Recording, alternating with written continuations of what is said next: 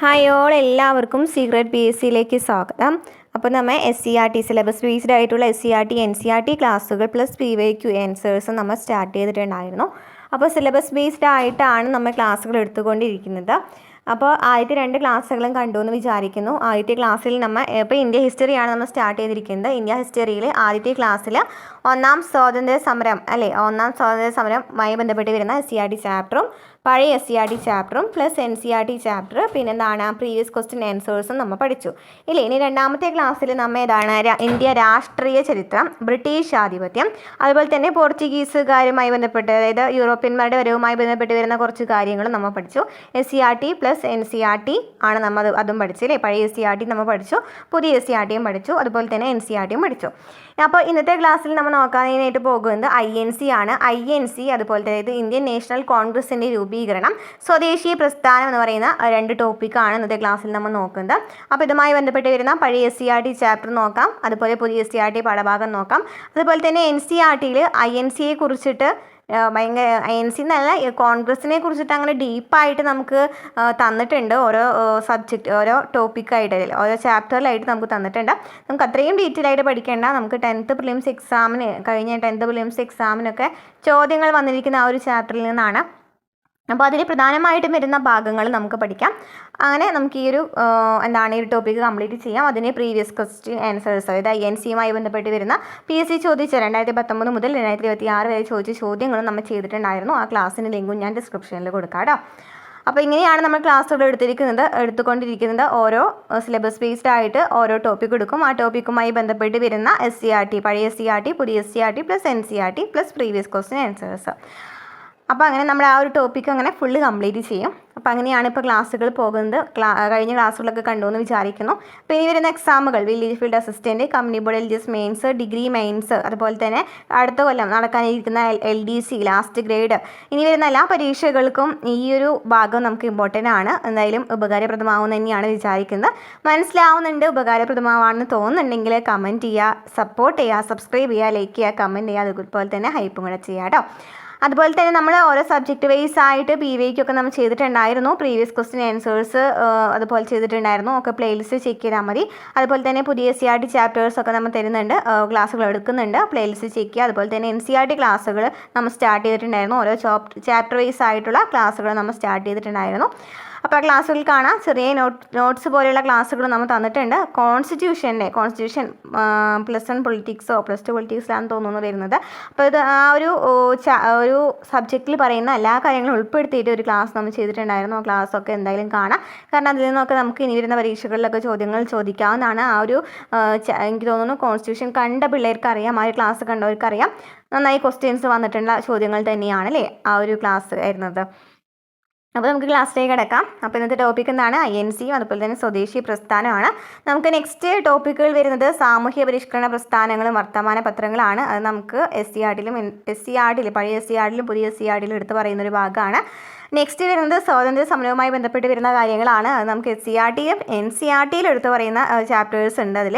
അപ്പോൾ അതൊക്കെ നമുക്ക് അടുത്ത ക്ലാസ്സുകളിലായിട്ട് ചെയ്യാം. അതിനുശേഷം ഇന്ത്യ ഹിസ്റ്ററി നമ്മുടെ ഈ ഒരു ടോപ്പിക് വൈസ് ആയിട്ട് പഠിച്ചതിന് ശേഷം ഇന്ത്യ ഹിസ്റ്ററിയുമായി ബന്ധപ്പെട്ട് വരുന്ന SCERT പാഠഭാഗങ്ങളുണ്ടല്ലോ, അങ്ങനെ ടോപ്പിക് അല്ലാതെ തന്നെ നമുക്ക് ഓരോ ചാപ്റ്ററായിട്ട് വരുന്ന പാഠഭാഗങ്ങൾ ഉണ്ടായിരിക്കും. ആ ചാപ്റ്റേഴ്സും ഞാൻ തരാം കേട്ടോ. അങ്ങനെയാണ് നമ്മൾ ഓരോ സബ്ജക്റ്റും കംപ്ലീറ്റ് ചെയ്യാനായിട്ട് ഉദ്ദേശിക്കുന്നത്. അപ്പോൾ നമുക്ക് ക്ലാസ്സിലേക്ക് കിടക്കാം. അപ്പോൾ പഴയ SCERT ആണ് നമ്മൾ ആദ്യം നോക്കുന്നത്. 10ാം ക്ലാസ്സിൽ നമ്മൾ കഴിഞ്ഞ ക്ലാസ്സിൽ പറഞ്ഞിട്ടുണ്ടായിരുന്നു അല്ലേ, 1857 ലാഭം, അതുപോലെ തന്നെ ഇതായിരുന്നു ടോപ്പിക്ക് ബ്രിട്ടീഷ് ആധിപത്യം അല്ലേ. ഈ 2 ടോപ്പിക്കും നമ്മൾ എടുത്തത് ഈ ഒരു ചാപ്റ്ററിൽ നിന്ന് തന്നെയാണ്. 10ാം ക്ലാസ്സിലെ പഴയ SCERT ചാപ്റ്ററാണ്. 4ാമത്തെ ചാപ്റ്ററിൻ്റെ പേര് ബ്രിട്ടീഷ് ചൂഷണവും ചെറുത്തുനിൽപ്പുകളും എന്നാണ്. അപ്പോൾ ഈ ഒരു ചാപ്റ്ററിൻ്റെ 2 ഭാഗം നമ്മൾ കംപ്ലീറ്റ് ചെയ്തിട്ടുണ്ട്. നെക്സ്റ്റ് വരുന്നത് INC ആണ്. ആ ഒരു ഭാഗം കൂടി കംപ്ലീറ്റ് ചെയ്താൽ നമ്മുടെ ഈ ഒരു സബ്ജക്റ്റ് ഈ ഒരു ടോപ്പിക്ക് തന്നെ മീൻസ് നമ്മുടെ ഈ 10th ക്ലാസ്സിലെ 4ാമത്തെ ചാപ്റ്റർ നമ്മുടെ കംപ്ലീറ്റ് ആവും കേട്ടോ. അതുപോലെ തന്നെ നമ്മൾ നോക്കുകയാണെന്നുണ്ടെങ്കിൽ പുതിയ SCERT ഉണ്ടല്ലോ, പുതിയ SCERT അതിൽ അധിനിവേശവും ചെറുത്തുനിൽപ്പുകൾ എന്ന് പറയുന്ന ഒരു ചാപ്റ്റർ ഉണ്ട് 8ാം ക്ലാസ്സിൽ. അപ്പോൾ ആ ഒരു ചാപ്റ്ററും നമ്മൾ കംപ്ലീറ്റ് ചെയ്തിട്ടുണ്ട്. നമ്മളിങ്ങനെ ഓരോന്ന് പഠിക്കുമ്പോൾ നമ്മൾ ഓരോ ചാപ്റ്ററും തന്നെ അങ്ങനെ കംപ്ലീറ്റ് ആയിട്ട് പോകുന്നുണ്ട് കേട്ടോ. അപ്പോൾ ക്ലാസ്സിലേക്ക് കിടക്കാം അല്ലേ. ചൂഷണം തിരിച്ചറിയുന്നു. ബ്രിട്ടീഷുകാർ നടത്തിയ സാമ്പത്തിക ചൂഷണം ഇന്ത്യയിലെ വിവിധ വിഭാഗം ജനങ്ങൾക്കിടയിൽ കടുത്ത ബ്രിട്ടീഷ് വിരുദ്ധ മനോഭാവം ഉണ്ടാക്കി. ഈ മനോഭാവമാണ് 19-ാം നൂറ്റാണ്ടിൽ ഇന്ത്യൻ ദേശീയതയുടെ രൂപപ്പെടലിലേക്ക് നയിച്ച പ്രധാനപ്പെട്ട ഘടകം. എന്താണ് നമ്മൾ പറഞ്ഞു കഴിഞ്ഞ ക്ലാസ്സിൽ ബ്രിട്ടീഷുകാർ എന്തൊക്കെ നടത്തിയെന്നും പ്രധാനപ്പെട്ട കലാപങ്ങളൊക്കെ നമ്മൾ പഠിച്ചല്ലോ. അപ്പോൾ ഇങ്ങനെ ബ്രിട്ടീഷുകാർ നടത്തിയിട്ടുള്ള സാമ്പത്തിക ചൂഷണം ഇന്ത്യയിലെ വിവിധ വിഭാഗം ജനങ്ങൾക്കിടയിൽ ബ്രിട്ടീഷ് വിരുദ്ധ മനോഭാവം ഉണ്ടാക്കുകയാണ്. അങ്ങനെ ആ ഒരു സമയത്ത് പ്രധാനമായിട്ടും ഉടലെടുത്തതാണ് ഇന്ത്യൻ ദേശീയത. ജാതി മത വർഗ പ്രാദേശിക വ്യത്യാസങ്ങൾക്കതീതമായി ഒരു രാജ്യത്തെ ജനങ്ങൾക്കിടയിൽ നിലനിൽക്കുന്ന ഐക്യബോധമാണ് ദേശീയത. എന്താണ് ദേശീയത? ജാതി മത വർഗ പ്രാദേശിക വ്യത്യാസങ്ങൾക്ക് അതീതമായി ഒരു രാജ്യത്തെ ജനങ്ങൾക്കിടയിൽ നിലനിൽക്കുന്ന ഐക്യബോധമാണ് ദേശീയത. ഇങ്ങനെ വളർന്നു വന്ന ദേശീയതയുടെ ഒരു സംഘടിത രൂപമായിരുന്നു ഇന്ത്യൻ നാഷണൽ കോൺഗ്രസ്. അപ്പോൾ INC എന്ന് പറയുന്നത് ദേശീയതയുടെ ഒരു ഭാഗമാണ്. എന്താണ് ദേശീയത? എല്ലാ വിഭാഗം ജനങ്ങളും, അതായത് ജാതി മത വർഗ പ്രാദേശിക വ്യത്യാസങ്ങൾക്കതീതമായി ഒരു രാജ്യത്തെ ജനങ്ങൾക്കിടയിൽ നിലനിൽക്കുന്ന ഐക്യബോധത്തെയാണ് ദേശീയത എന്ന് പറയുന്നത്. അപ്പോൾ ദേശീയത എന്ന് പറയുമ്പോൾ എന്താണ്? അവിടെ ജാതിയില്ല, മതമില്ല, അല്ലെ, എല്ലാവരും ഒന്നിച്ചാണ് നിൽക്കുന്നത്. ഇതിനെയാണ് ദേശീയത എന്ന് പറയുന്നത്. അപ്പോൾ ഈ ദേശീയതയുമായി ബന്ധപ്പെട്ട് വരുന്ന ഭാഗമാണ് എന്തെന്ന് പറയുന്നത്, അല്ലെങ്കിൽ അതുമായി ബന്ധപ്പെട്ട് വരുന്ന ഒരു സംഘടിത രൂപം ചോദിക്കുകയാണെങ്കിൽ ഇതാണ് INC ആണ്, ഇന്ത്യൻ നാഷണൽ കോൺഗ്രസ് ആണ്. 1885 ഡിസംബറിൽ ബോംബെയിൽ വെച്ചാണ് ഇന്ത്യൻ നാഷണൽ കോൺഗ്രസ് രൂപീകരിച്ചത്. അപ്പോൾ INC രൂപീകരിച്ചത് എന്നാണ് 1885 ഡിസംബറിലാണ്. ചോദിക്കുന്ന ക്വസ്റ്റ്യൻ ആണല്ലോ അല്ലേ. ഇതിൻ്റെ PYQ ഞാൻ ചെയ്തിട്ടുണ്ട് കേട്ടോ. അതിൻ്റെ ലിങ്ക് ഞാൻ ഡിസ്ക്രിപ്ഷനിൽ കൊടുക്കാം, അല്ലെങ്കിൽ കമൻറ്റിൽ അങ്ങനെ ഞാൻ പിൻ ചെയ്ത് വെക്കാം. എന്തായാലും ഈ ഒരു ക്ലാസ് കണ്ടതിന് ശേഷം അത് കാണാനായിട്ട് ശ്രമിക്കുക. INCയുമായി ബന്ധപ്പെട്ട് വരുന്ന എല്ലാ ക്വസ്റ്റ്യൻ ആൻസേഴ്സും നമ്മളവിടെ പറഞ്ഞിട്ടുണ്ട് കേട്ടോ. അപ്പോൾ എന്താണ്, നമ്മളിതുപോലെ കുറച്ച് ടോപ്പിക്സൊക്കെ ആദ്യം ചെയ്ത് വെച്ചിട്ടുണ്ട്. ഇനി നമുക്ക് എന്താണ്, ആദ്യം ഞാൻ ഈ വീഡിയോ അപ്ലോഡ് ചെയ്തിട്ടുണ്ട്. എന്നാൽ കുറച്ചധികം ഇനി വരുന്ന കുറച്ച് ടോപ്പിക്സുകളൊന്നും ഞാൻ അങ്ങനെ ചെയ്തിട്ടില്ല. അപ്പോൾ അതൊക്കെ നമുക്ക് അടുത്ത ക്ലാസ്സുകളിലായിട്ട് ചെയ്യാം. അപ്പോൾ എന്താണ്, 1885 ഡിസംബറിൽ അല്ലേ, 1885 ഡിസംബറിലാണ് ബോംബെയിലാണ് എന്ത് രൂപീകരിക്കുന്നത്? INC രൂപീകരിക്കുന്നത്. നമുക്കറിയാം സെൻട്രൽ ഹാൾ ഓഫ് ദ പാർലമെൻറ്റിലാണ് ഈ INC രൂപീകരണത്തിൻ്റെ ഹാളൊക്കെ ചോദിക്കാറുണ്ട്. വേദി ചോദിക്കുകയാണെങ്കിൽ ഏതാണ്? Central hall of the parliament ആയിരുന്നു. ഇനി വിവിധ വിഭാഗങ്ങളിൽ നിന്നും എത്തിയ 72 പ്രതിനിധികൾ രൂപീകരണ സമ്മേളനത്തിൽ പങ്കെടുത്തു. ചോദിക്കാറുണ്ട് കേട്ടോ. എത്ര പേരാണ്? 72 പേരാണ് പങ്കെടുത്തത്. ഇപ്പം നമുക്കറിയാം, ഇപ്പോൾ NC ഒക്കെ പഠിക്കുകയാണെന്നുണ്ടെങ്കിൽ കുറേ അധികം നമ്മൾ പഠിച്ചിട്ടുണ്ടായിരിക്കും അല്ലേ. PSC പഠിക്കുന്നവരാണെന്നുണ്ടെങ്കിൽ കുറേ ക്വസ്റ്റ്യൻസ് ഒക്കെ പഠിച്ചിട്ടുണ്ടായിരിക്കും. പക്ഷെ നമുക്ക് SCRTയിലും NCRTയിലും പറയുന്നുണ്ടല്ലോ, സ്കിപ്പ് ചെയ്യാണ്ട് പഠിക്കണം. ഓക്കെ, അതിൽ നിന്നൊക്കെ നന്നായിട്ട് ക്വസ്റ്റ്യൻസ് വന്നിട്ടുണ്ട്. ഇതിന് അഡീഷണൽ ആയിട്ടുള്ള പോയിൻറ്റ്സ് ഒക്കെ ചോദിച്ചിട്ടുണ്ട് PSC. എന്നാലും SCRTയിൽ പറയുന്ന പോയിൻറ്റ്സ് ഒക്കെ എന്തായാലും കുറേ പ്രാവശ്യം ചോദിച്ചിട്ടുള്ള ക്വസ്റ്റ്യൻസ് ആയിരിക്കും കേട്ടോ. അപ്പോൾ 72 പേരാണ് എന്തിൽ പങ്കെടുത്തത്? INCയിൽ പങ്കെടുത്തത്. എന്നാണ് രൂപീകരിച്ചത്? 1885 ഡിസംബർ 28-നാണ് അല്ലേ രൂപീകരിച്ചത്. 1885 ഡിസംബർ 28 കേട്ടോ. ഡിസംബർ 28-നാണ് രൂപീകരിച്ചതെന്നും പഠിച്ചു വെച്ചിരിക്കുക. ഇനി 1885 മുതൽ 1947 സ്വാതന്ത്ര്യം ലഭിക്കുന്നത് വരെ ഇന്ത്യയിലെ ബ്രിട്ടീഷ് വിരുദ്ധ സമരങ്ങൾക്ക് നേതൃത്വപരമായ പങ്ക് വഹിച്ചത് ഇന്ത്യൻ നാഷണൽ കോൺഗ്രസ് ആയിരുന്നു. എന്താ പറയുന്നത്? നമുക്കറിയാം 1885 മുതൽ 1947 വരെയാണ് INC കാലഘട്ടം വരുന്നത്. INC കാലഘട്ടം ചോദിക്കുകയാണെങ്കിൽ 1885 മുതൽ 1947 വരെയാണ്. അപ്പോൾ 1885 മുതൽ 1947 വരെയാണ് എന്ത് വരുന്നത്? INCയുടെ നേതൃത്വത്തിലാണ് പ്രധാനമായിട്ടുള്ള സമരങ്ങളൊക്കെ നടക്കുന്നത്. അതായത് ബ്രിട്ടീഷ് വിരുദ്ധ സമരങ്ങളൊക്കെ നടക്കുന്നുണ്ടല്ലോ, അതിനൊക്കെ നേതൃത്വം ആര് കൊടുത്തിട്ടുണ്ട്? INC കൊടുത്തിട്ടുണ്ട്. 1885 മുതൽ 1947 വരെ നടക്കുന്ന സമരങ്ങൾക്കെല്ലാം നേതൃത്വം കൊടുത്തത് ആരാന്ന് പറയാം? INC ആണെന്ന് പറയാം. ക്ലിയർ ആണല്ലോ? ഇത്രയും ക്ലിയർ ആണെന്ന് വിചാരിക്കുന്നു. അപ്പോൾ നമ്മൾ എന്താ പറഞ്ഞത്? INC എന്ന് പറയുന്നതിന് മുമ്പ് തന്നെ എന്താണ് ദേശീയത എന്ന് പഠിച്ചു വെച്ചിരിക്കുക. ദേശീയത എന്ന് വെച്ചാൽ എന്താണ്? ജാതി മത വർഗ പ്രാദേശിക വ്യത്യാസങ്ങൾക്കതീതമായി ഒരു രാജ്യത്തെ ജനങ്ങൾക്കിടയിൽ നിലനിൽക്കുന്ന ഐക്യബോധത്തെയാണ് ദേശീയത എന്ന് പറയുന്നത് അല്ലേ. ഇങ്ങനെ വളർന്നു വന്ന ദേശീയതയുടെ ഒരു സംഘടിത രൂപമാണ് എന്തെന്ന് പറയുന്നത്? INC അല്ലെങ്കിൽ ഇന്ത്യൻ നാഷണൽ കോൺഗ്രസ് എന്ന് പറയുന്നത്. INC രൂപീകരിച്ചത് 1885 ഡിസംബർ 28-നാണ്. ബോംബെയിലെ ഗോകുൽദാസ്, ഇവിടെ പറയുന്നില്ല, ഗോകുൽദാസ് തേജ്പാൽ കോളേജിലാണ്, സംസ്കൃത കോളേജിലാണ് ഈ INC രൂപീകരിക്കുന്നത്. അതുപോലെ തന്നെ പഠിച്ചു വെച്ചിരിക്കുക. ഇത്രയാണ് നമുക്ക് INC കുറിച്ചിട്ട് ഈ ഒരു ഭാഗത്ത് പറയുന്നത് കേട്ടോ. അപ്പോൾ INCയുമായിട്ട് ബന്ധപ്പെട്ട് പ്രധാനമായിട്ടും പഠിച്ചു വെച്ചിരിക്കേണ്ട ഒരു കാര്യമാണ് ഫൗണ്ടർ ആരാണ്, സ്ഥാപകൻ ആരാന്ന് എപ്പോഴും ചോദിക്കുന്നുണ്ട്. സ്ഥാപകനുമായി അതുപോലെ തന്നെ ആദ്യത്തെ സെക്രട്ടറി ചോദിക്കുകയാണെങ്കിലും ആരാണ്, AO ഹ്യൂം ആണ്. ആരാണ്, AO ഹ്യൂം ആണ്. പഠിച്ചു വെച്ചിരിക്കുക കേട്ടോ, AO ഹ്യൂമിനെ പഠിച്ചു വെച്ചിരിക്കുക.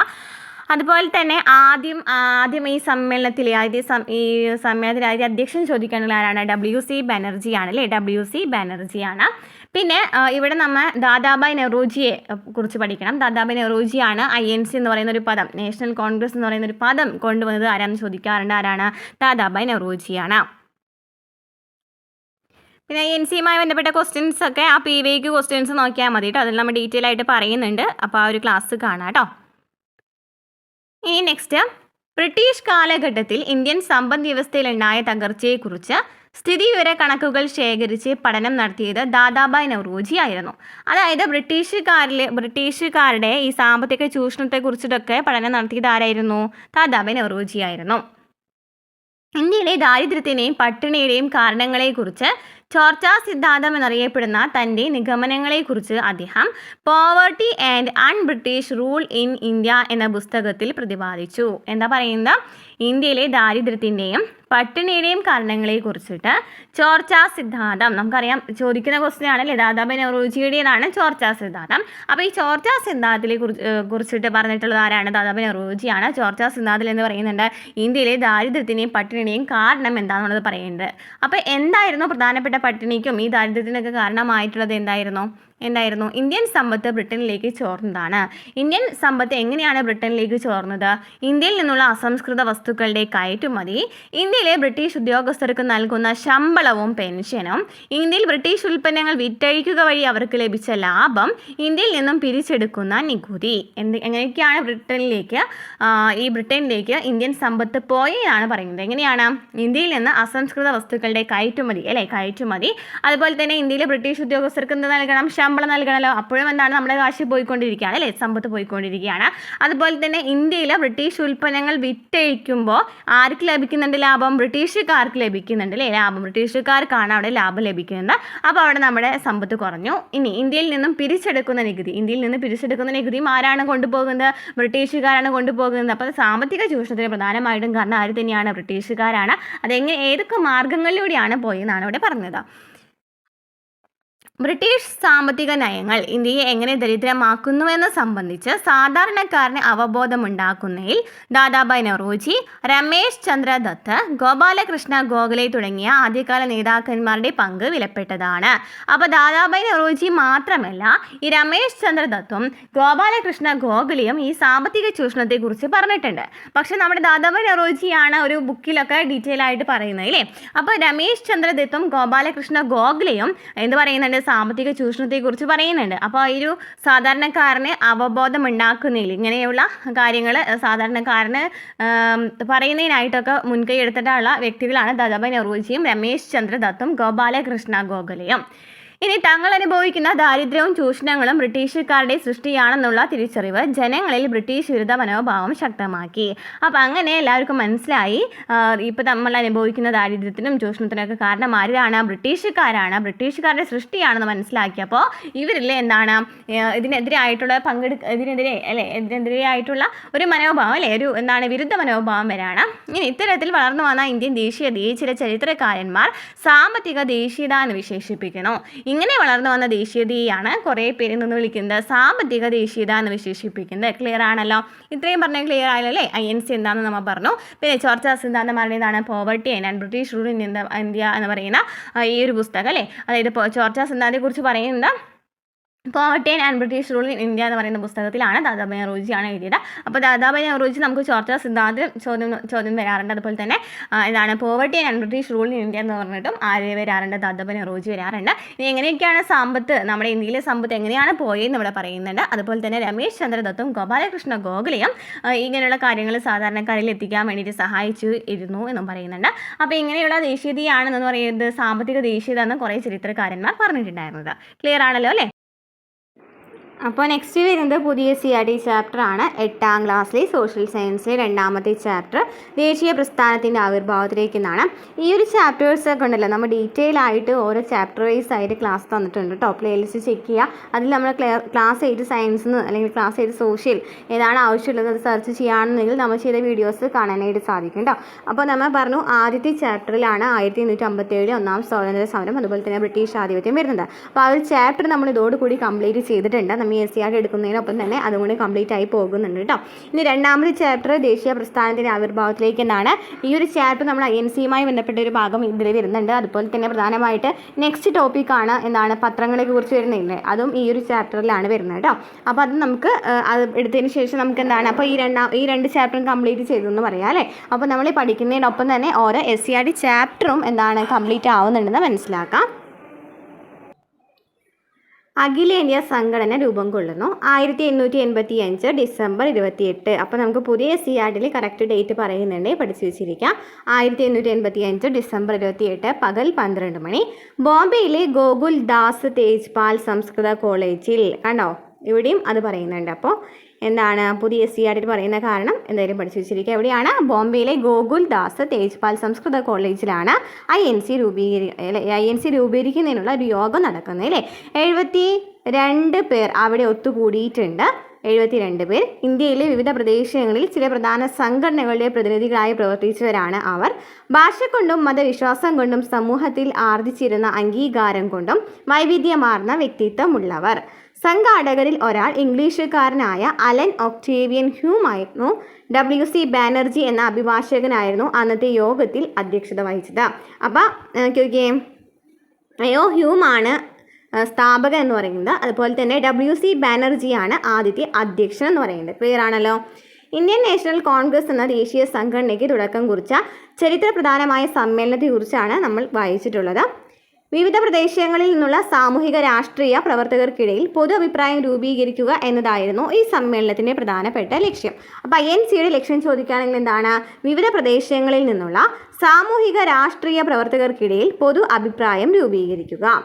ഇവിടെ കണ്ടോ ആരൊക്കെയാണ് പങ്കെടുത്തതെന്ന് നമുക്ക് തന്നിട്ടുണ്ട്, പിക്ചറിൽ തന്നിട്ടുണ്ട് കേട്ടോ. ഇനി ഇന്ത്യൻ നാഷണൽ കോൺഗ്രസിൻ്റെ പ്രഖ്യാപിത ലക്ഷ്യങ്ങൾ എന്തൊക്കെയാണ് ബാക്കി വരുന്ന ലക്ഷ്യങ്ങൾ? ഇന്ത്യയുടെ വിവിധ ഭാഗങ്ങളിലെ രാഷ്ട്രീയ പ്രവർത്തകർക്കിടയിൽ സൗഹൃദ ബന്ധം വളർത്തുക. ജാതിയുടെയോ മതത്തിൻ്റെയോ പ്രവിശ്യയുടെയോ വ്യത്യാസമില്ലാതെ ദേശീയ ഐക്യബോധം വളർത്തുകയും ഉറപ്പിക്കുകയും ചെയ്യുക. പൊതു ആവശ്യങ്ങൾക്ക് രൂപം നൽകുകയും അവ ബ്രിട്ടീഷ് ഗവൺമെൻറ്റിന് മുമ്പാകെ അവതരിപ്പിക്കുകയും ചെയ്യുക. രാജ്യത്ത് പൊതു അഭിപ്രായം രൂപീകരിക്കുകയും ജനങ്ങളെ സംഘടിപ്പിക്കുകയും ചെയ്യുക. അഖിലേന്ത്യാ മത്സര പരീക്ഷകൾക്ക് ഇന്ത്യയിലും കേന്ദ്രങ്ങൾ അനുവദിക്കുക. INCയുടെ ലക്ഷ്യങ്ങൾ പഠിച്ചു വെച്ചിരിക്കാൻ നമുക്ക് പറയാൻ പറ്റില്ല, എന്താണ് സ്റ്റേറ്റ്മെൻ്റ് ആയിട്ടും ചോദ്യങ്ങൾ വരാം. അപ്പോൾ ഒന്നാമത്തെ ലക്ഷ്യം എന്തായിരുന്നു? പ്രധാനമായിട്ടും ലക്ഷ്യം പറഞ്ഞത് എന്തായിരുന്നു? സാമൂഹിക രാഷ്ട്രീയ പ്രവർത്തകർക്കിടയിൽ ഒരു പൊതു അഭിപ്രായം രൂപീകരിക്കുക. ഇന്ത്യയുടെ വിവിധ ഭാഗങ്ങളിലെ രാഷ്ട്രീയ പ്രവർത്തകർക്കിടയിൽ സൗഹൃദ ബന്ധം വളർത്തുക. സൗഹൃദ ബന്ധം വളർത്തുക. ജാതിയുടെയോ മതത്തിൻ്റെയോ പ്രവിശ്യയുടെയോ വ്യത്യാസമില്ലാതെ തന്നെ ദേശീയ ഐക്യബോധം വളർത്തുകയും ഉറപ്പിക്കുകയും ചെയ്യുക. പൊതു ആവശ്യങ്ങൾക്ക് രൂപം നൽകുകയും അവ ബ്രിട്ടീഷ് ഗവൺമെൻറ്റിന് മുമ്പാകെ അവതരിപ്പിക്കുകയും ചെയ്യുക. രാജ്യത്ത് പൊതു അഭിപ്രായം രൂപീകരിക്കുകയും ജനങ്ങളെ സംഘടിപ്പിക്കുകയും ചെയ്യുക. അഖിലേന്ത്യാ മത്സര പരീക്ഷകൾക്ക് ഇന്ത്യയിലും കേന്ദ്രങ്ങൾ അനുവദിക്കുക. എല്ലാ വർഷവും ഡിസംബർ മാസത്തിൽ ഇന്ത്യൻ നാഷണൽ കോൺഗ്രസിൻ്റെ വാർഷിക സമ്മേളനം രാജ്യത്തിൻ്റെ വിവിധ ഭാഗങ്ങളിൽ നടത്തിയിരുന്നു. അക്കാലത്തെ പ്രധാനപ്പെട്ട നേതാക്കളായിരുന്നു ദാദാഭായ് നവറോജി, സുരേന്ദ്രനാഥ് ബാനർജി, ഫിറോസ് ഷാ മേത്ത, ബദറുദ്ദീൻ ദിയാബ്ജി, ഗോപാലകൃഷ്ണ ഗോഖലെ, ബാലഗംഗാധര തിലക്, P. ആനന്ദ ചാർലു, R.C. ദത്ത്, ആനന്ദ മോഹൻ ബോസ് എന്നിവർ. അപ്പോൾ പ്രധാനമായിട്ടും ആ സമ്മേളനത്തിൽ പങ്കെടുത്തവർ കുറേ ആൾക്കാരുണ്ട് കേട്ടോ പങ്കെടുത്തിട്ടുള്ളവർ. പക്ഷേ പ്രധാനമായിട്ടും നമുക്ക് SCRT പറയുന്ന ആൾക്കാരെ കുറിച്ചൊന്ന് ജസ്റ്റ് മനസ്സിലാക്കി വെച്ചിരിക്കും. ഇവരൊക്കെ ഇതിൽ പങ്കെടുത്തിട്ടുണ്ട് എന്നുള്ളത് കേട്ടോ. ദാദാഭായ് നവറോജി, സുരേന്ദ്രനാഥ് ബാനർജി, ഫിറോസ് ഷാ മേത്ത, ബദ്രുദ്ദീൻ ദിയാബ്ജി, ഗോപാലകൃഷ്ണ ഗോഖലെ, ബാലഗംഗാധര തിലക്, P. ആനന്ദ ചാർലു, R.C. ദത്ത്, ആനന്ദ മോഹൻ ബോസ്. ഇവിടെ നമുക്ക് SCRTയിൽ ഇങ്ങനെ എടുത്ത് തന്നിരിക്കുന്ന കാര്യം തന്നെ നമുക്ക് കഴിഞ്ഞ PYQ പേപ്പർ ചെയ്തപ്പോൾ കണ്ടിട്ടുണ്ടായിരുന്നു. INCയിൽ പങ്കെടുക്കാത്തവർ താഴെ പറയുന്നവരിൽ ആരാണെന്ന് ചോദ്യം വന്നിട്ടുണ്ടായിരുന്നു. അപ്പോൾ ചിലപ്പോൾ ആ ഒരു ക്വസ്റ്റ്യൻ ഇവിടെ നിന്നായിരിക്കാം ചോദിച്ചിട്ടുണ്ടായിരിക്കാം. അപ്പോൾ എന്താണ് ദാദാഭായ് നവറോജി, സുരേന്ദ്രനാഥ് ബാനർജി, ഫിറോസ് ഷാ മേത്ത, ബദറുദ്ദീൻ തിയാബ്ജി, ഗോപാലകൃഷ്ണ ഗോഖലെ, ബാലഗംഗാധർ തിലക്, പി ആനന്ദ ചാരു, RC ദത്ത്, ആനന്ദ മോഹൻ ബോസ് എന്നിവർ എന്തിൽ പങ്കെടുത്തിട്ടുണ്ട്? INCയിൽ പങ്കെടുത്തിട്ടുണ്ട്. ക്ലിയർ ആണല്ലോ. ഇനി സർ C ശങ്കരൻ നായർ ഹ്യൂമാണിത്. നമ്മൾ പറഞ്ഞു ആരാണ്? സ്ഥാപകനാണ് അല്ലേ, INCയുടെ സ്ഥാപകനാണ്, ആദ്യത്തെ സെക്രട്ടറിയാണ്. ഇനി WC ബാനർജിയാണ് ആദ്യത്തെ അധ്യക്ഷ. ഇനി C ശങ്കരൻ നായർ എപ്പോഴും ചോദിക്കുന്ന ക്വസ്റ്റ്യൻ ആണല്ലേ, എന്താണ്? ഇന്ത്യൻ നാഷണൽ കോൺഗ്രസിൻ്റെ അധ്യക്ഷനായ ആദ്യ മലയാളിയാണ് C ശങ്കരൻ നായർ. INCയുടെ പ്രസിഡന്റായ ആദ്യത്തെ മലയാളി ആരാണ്? C ശങ്കരൻ നായരാണ്. 1897 അമരാവതി കോൺഗ്രസ് സമ്മേളനത്തിലാണ് ഇദ്ദേഹം കോൺഗ്രസിൻ്റെ അധ്യക്ഷ പദവി അലങ്കരിച്ചത്. 1897 അമരാവതി സമ്മേളനത്തിലാണ് ഈ ഒരു പദവി, ഈ അധ്യക്ഷ പദവി ആരംഗീകരിക്കുന്നത്?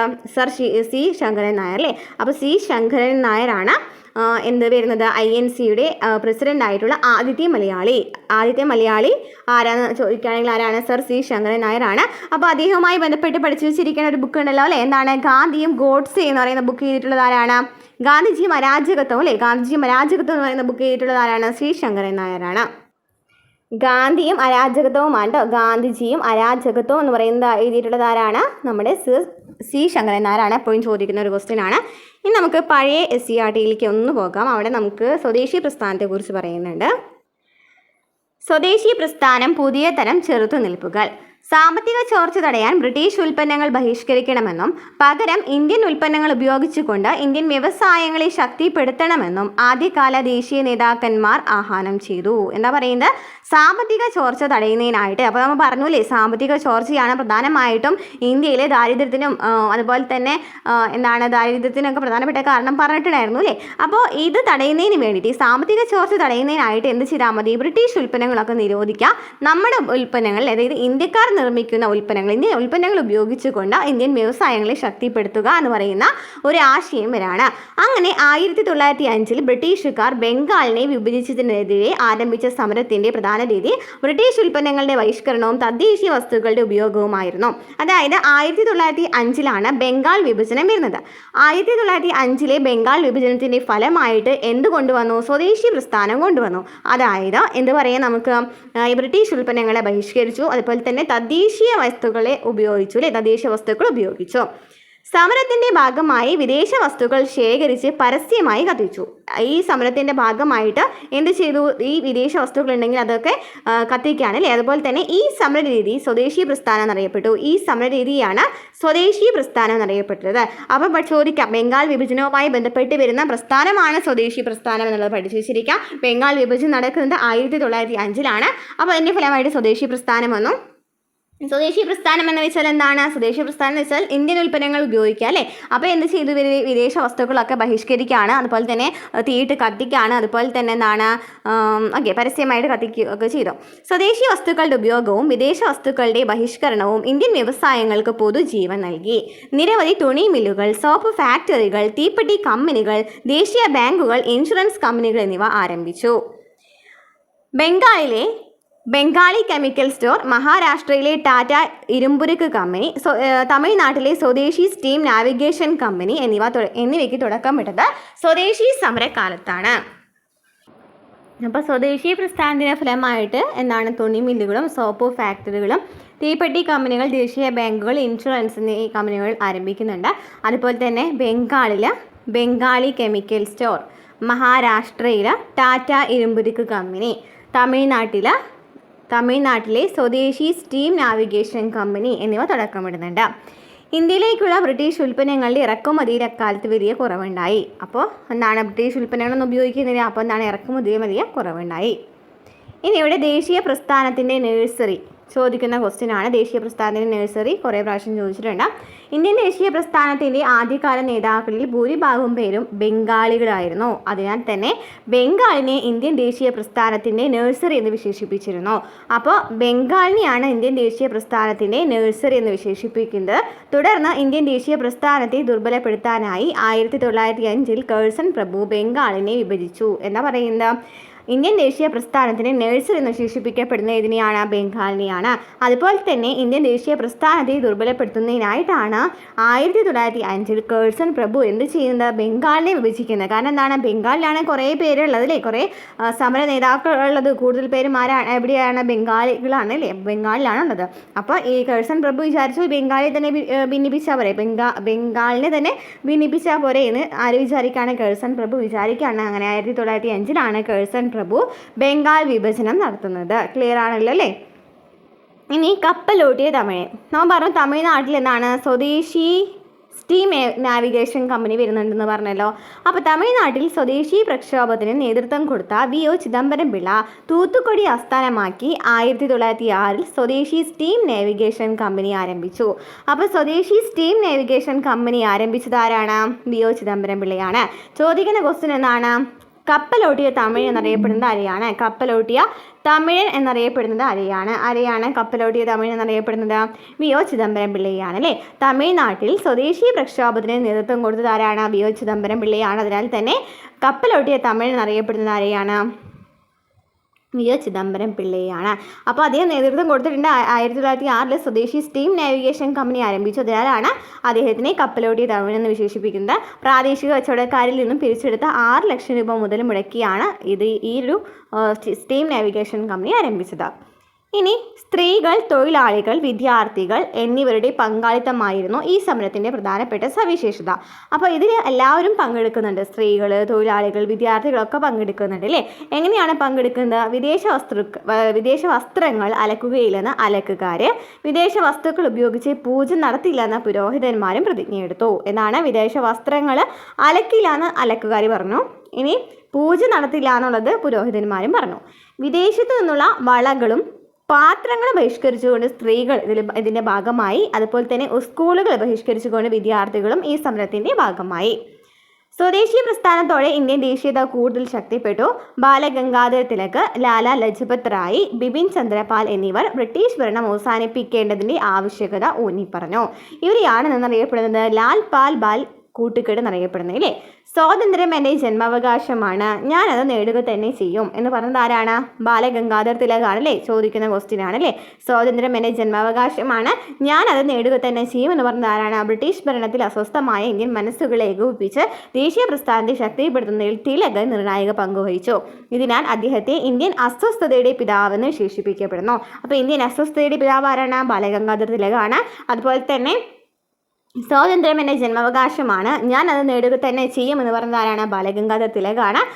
പിന്നെന്താണ്, ഇങ്ങനെ ഇന്ത്യൻ അസ്വസ്ഥതയുടെ പിതാവെന്ന് വിശേഷിപ്പിച്ചത് ആരാണ്, ബ്രിട്ടീഷ് പത്രപ്രവർത്തകരും ചരിത്രകാരനുമായ വാലന്റൈൻ ഷിറോളാണ്. വാലന്റൈൻ ഷിറോളാണ് എന്ത് വിശേഷിപ്പിച്ചത് ബാലഗംഗാധര തിലകിനെ, ഇന്ത്യൻ അസ്വസ്ഥതയുടെ പിതാവെന്ന് അല്ലേ. അപ്പോൾ ലാൽപാൽ ബാൽ കൂട്ടുകെട്ട് ക്ലിയർ ആണല്ലോ. തീവ്രവാദി നമുക്കറിയാം, മിതവാദി, തീവ്രവാദി കാലഘട്ടം എന്നൊക്കെ പറഞ്ഞിട്ട് ഇങ്ങനെ ഗാന്ധിയൻ യുഗം എന്ന് പറഞ്ഞിട്ട് 3 യുഗങ്ങളൊക്കെ നമുക്ക് പഠിക്കാനായിട്ടുണ്ട്. അപ്പോൾ അതിൽ വരുന്നതാണ് തീവ്രവാദി ഘട്ടത്തിൽ, അല്ലെങ്കിൽ തീവ്രവാദികളിൽ വരുന്നതാണ് ആര്, തീവ്രവാദികളല്ല ഇതിന് നേതൃത്വം കൊടുത്തത്. തീവ്രവാദി ഘട്ടത്തിൽ നേതൃത്വം കൊടുത്ത ആരൊക്കെയാണ്, ബാലഗംഗാധര തിലകും ബിപിൻ ചന്ദ്രപാലും ലാല ലജ്പത് റായ് ആക്കിയാണ്. ഇന്ത്യയുടെ സമ്പത്ത് കൊള്ളയടിക്കുകയും ഇന്ത്യയെ ദാരിദ്ര്യത്തിലേക്ക് തള്ളിവിടുകയും ചെയ്ത ബ്രിട്ടീഷ് നയങ്ങൾക്കെതിരായ പ്രതിഷേധങ്ങൾ ഒരു സംഘടിത രൂപം പ്രാപിച്ചത് എങ്ങനെയാണെന്ന് കണ്ടു. ഇത്തരം പ്രതിഷേധങ്ങളാണ് ഇന്ത്യൻ ദേശീയതയായി പരിണമിച്ചത്. ബ്രിട്ടീഷ് വിരുദ്ധ സമരങ്ങളിലെ മൂർച്ചയേറിയ ആയുധമായിരുന്നു വിദേശ വസ്തുക്കളുടെ ബഹിഷ്കരണവും സ്വദേശി നിർമ്മിത വസ്തുക്കളുടെ ഉപയോഗവും. പിൽക്കാലത്ത് ഗാന്ധിജി ഈ സമരത്തെ കൂടുതൽ ശക്തവും ജനകീയവുമായ ഒന്നാക്കി മാറ്റി. പിന്നീടുള്ള ചാപ്റ്ററിൽ ഗാന്ധിജി എങ്ങനെയാണ് ഇതിൽ പങ്കെടുത്തതെന്നൊക്കെ പറയുന്നുണ്ട്. അപ്പോൾ ഈ ഒരു ചാപ്റ്റർ ഓർമ്മയുണ്ടോ? ഇതൊക്കെയാണ് നമ്മൾ പറഞ്ഞത്. ഭൂനികുതി വ്യവസ്ഥകളൊക്കെ ഈ ഒരു ചാപ്റ്ററിൽ പറഞ്ഞു അല്ലേ. ശാശ്വത ഭൂനികുതി വ്യവസ്ഥ, റേറ്റ് വാരി വ്യവസ്ഥ, മഹൽവാരി വ്യവസ്ഥ, അതുപോലെ തന്നെ പ്രധാനപ്പെട്ട കലാപങ്ങൾ പറഞ്ഞു, തുണിത്തര വ്യവസായത്തിൻ്റെ തകർച്ച പറഞ്ഞു അല്ലേ, ഗ്രാമീണ വ്യവസായങ്ങളുടെ തകർച്ചയൊക്കെ പറഞ്ഞു. പിന്നെ 1857 കലാപം പഠിച്ചു നമ്മെ. അതുപോലെ തന്നെ സ്വദേശി പ്രസ്ഥാനം, ദേശീയതയും പഠിച്ചു അല്ലേ. അതാണ് ഈ ഒരു ചാപ്റ്ററിൽ വരുന്നത് കേട്ടോ. ഇനി നമുക്ക് പുതിയ CRT നോക്കാം. വിഭജനവും ഭിന്നിപ്പിക്കലും. ഐക്യ ബംഗാൾ ഒരു ശക്തിയാണ്. ബംഗാൾ വിഭജിക്കപ്പെട്ടാൽ ശക്തിക്ഷയമുണ്ടാകും. കോൺഗ്രസ് നേതാക്കന്മാരുടെ തോന്നൽ ഇതാണ്. അവരുടെ ആശങ്ക പൂർണ്ണമായും ശരിയാണ്. ബംഗാൾ വിഭജിക്കാനുള്ള പദ്ധതികളുടെ മേന്മകളിലൊന്ന് ഇത് തന്നെയാണ്. നമ്മുടെ മുഖ്യ ലക്ഷ്യങ്ങളിലൊന്ന് നമ്മുടെ ഭരണത്തിൻ്റെ എതിരാളികളെ ഭിന്നിപ്പിക്കുകയും അതുവഴി എതിർക്കുന്ന സംഘടനയെ ദുർബലമാക്കുകയുമാണ്. അപ്പോൾ എന്താണ്, അപ്പോൾ H.H. റിസ്ലെ എന്നാ പറയുന്നത് ബംഗാൾ വിഭജനത്തിൻ്റെ ശക്തിയെ കുറിച്ചിട്ടാണ് അല്ലേ. ബംഗാൾ വിഭജിക്കുകയാണെന്നുണ്ടെങ്കിൽ അത് നമ്മുടെ എതിരാളികളെ ഭിന്നിപ്പിക്കുകയാണെന്നുണ്ടെങ്കിൽ അത് നമുക്ക് എന്താണ് ഉപകാരമായിരിക്കും എന്ന് ആര് പറയുന്നുണ്ട്? H.H. റിസ്ലെ പറയുന്നുണ്ട്. അപ്പോൾ ഇവിടെ നമ്മൾ SRC ശങ്കരൻ നായരെ കുറിച്ച് പറഞ്ഞല്ലോ അല്ലേ. ബംഗാൾ വിഭജനത്തിൻ്റെ ലക്ഷ്യം വിശദീകരിച്ചുകൊണ്ട് ഇന്ത്യ ഗവൺമെൻറ്റിൻ്റെ ആഭ്യന്തര സെക്രട്ടറി ആയിരുന്ന റിസ്ലെ എഴുതിയ ഒരു ഔദ്യോഗിക കുറിപ്പിലെ വിവരണമാണ് നിങ്ങൾ മുകളിൽ വായിച്ചത്. കോൺഗ്രസിൻ്റെ നേതൃത്വത്തിൽ നടക്കുന്ന സമരങ്ങളെ ദുർബലപ്പെടുത്താൻ ബ്രിട്ടീഷ് അധികാരികൾ പലതരം തന്ത്രങ്ങൾ ആവിഷ്കരിച്ചു. അവയിൽ പ്രധാനമായിരുന്നു ബംഗാൾ വിഭജനം. ദേശീയ പ്രസ്ഥാനത്തിൻ്റെ ശക്തി കേന്ദ്രമായ ബംഗാൾ പ്രവിശ്യയെ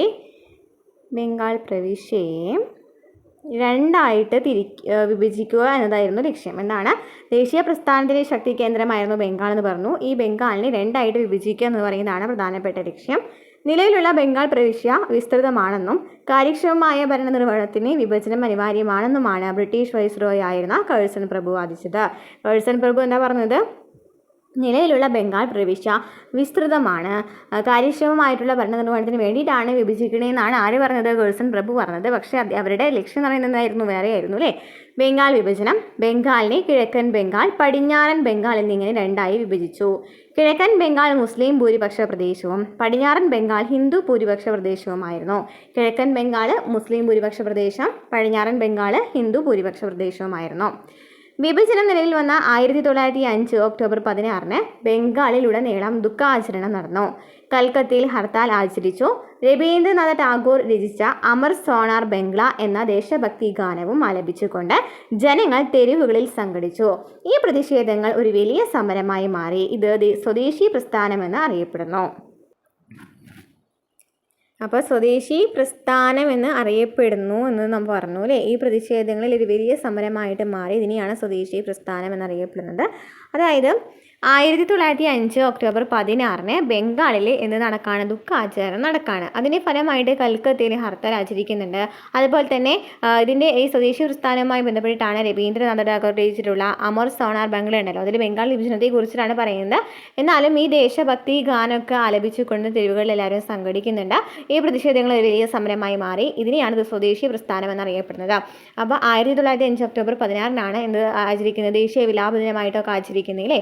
ഹർത്താൽ ആചരിക്കുന്നുണ്ട് കൽക്കട്ടയിൽ. അതുപോലെ തന്നെ രവീന്ദ്രനാഥ ടാഗോറിൻ്റെ അമർ സോണാർ ബംഗ്ല എന്ന് പറയുന്ന ദേശീയ ഗാനം, ദേശഭക്തി ഗാനം ആലപിച്ചുകൊണ്ട് ജനങ്ങൾ എല്ലാവരും അതിൽ സംഘടിക്കുകയാണ്. അതുപോലെ തന്നെ ഈ പ്രതിഷേധങ്ങളൊക്കെ വലിയ സമരമായിട്ട് മാറിയതിനെയാണ് സ്വദേശി പ്രസ്ഥാനം എന്നറിയപ്പെടുന്നത്.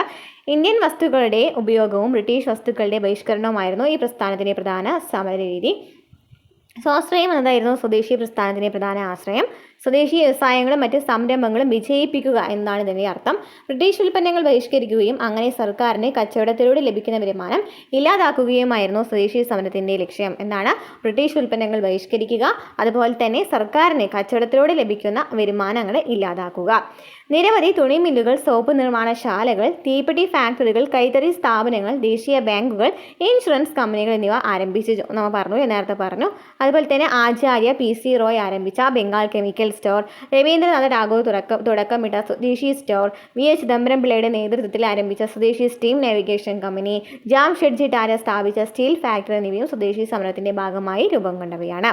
ഇനി സുരേന്ദ്രനാഥ ബാനർജി സ്വദേശി പ്രസ്ഥാനത്തെക്കുറിച്ച് എന്താ പറയുന്നത്? കരുത്തിൻ്റെ നാളുകളിൽ സ്വദേശി പ്രസ്ഥാനം നമ്മുടെ സാമൂഹിക ഗാർഹിക ജീവിതത്തിൻ്റെ മുഴുവൻ പ്രതലത്തിലും നിറം ചാർത്തി. ഇന്ത്യയിൽ നിർമ്മിച്ചെടുക്കാവുന്നതുപോലെയുള്ള വിദേശ വസ്തുക്കൾ ഉൾപ്പെട്ട വിവാഹ സമ്മാനങ്ങൾ മടക്കി നൽകപ്പെട്ടു. ദേവന്മാർക്ക് നിവേദ്യമായി വസ്തുക്കൾ സമർപ്പിക്കപ്പെട്ട ചടങ്ങുകളിൽ കാർമ്മികത്വം വഹിക്കുവാൻ പുരോഹിതർ പലപ്പോഴും എതിർപ്പ് പ്രകടിപ്പിച്ചു. വിദേശ ഉപ്പോ പഞ്ചസാര ഉപയോഗിച്ച ആഘോഷവേളകളിൽ പങ്കെടുക്കാൻ അതിഥികൾ വിസമ്മതിച്ചു. ഇത്തരം പ്രചാരണ പരിപാടികൾ സ്വദേശി പ്രസ്ഥാനത്തിൻ്റെ ആശയങ്ങളെക്കുറിച്ച് അവബോധമുണ്ടാക്കുകയും ഇന്ത്യൻ ജനതയിൽ വലിയ സ്വാധീനം ചെലുത്തുകയും ചെയ്തു.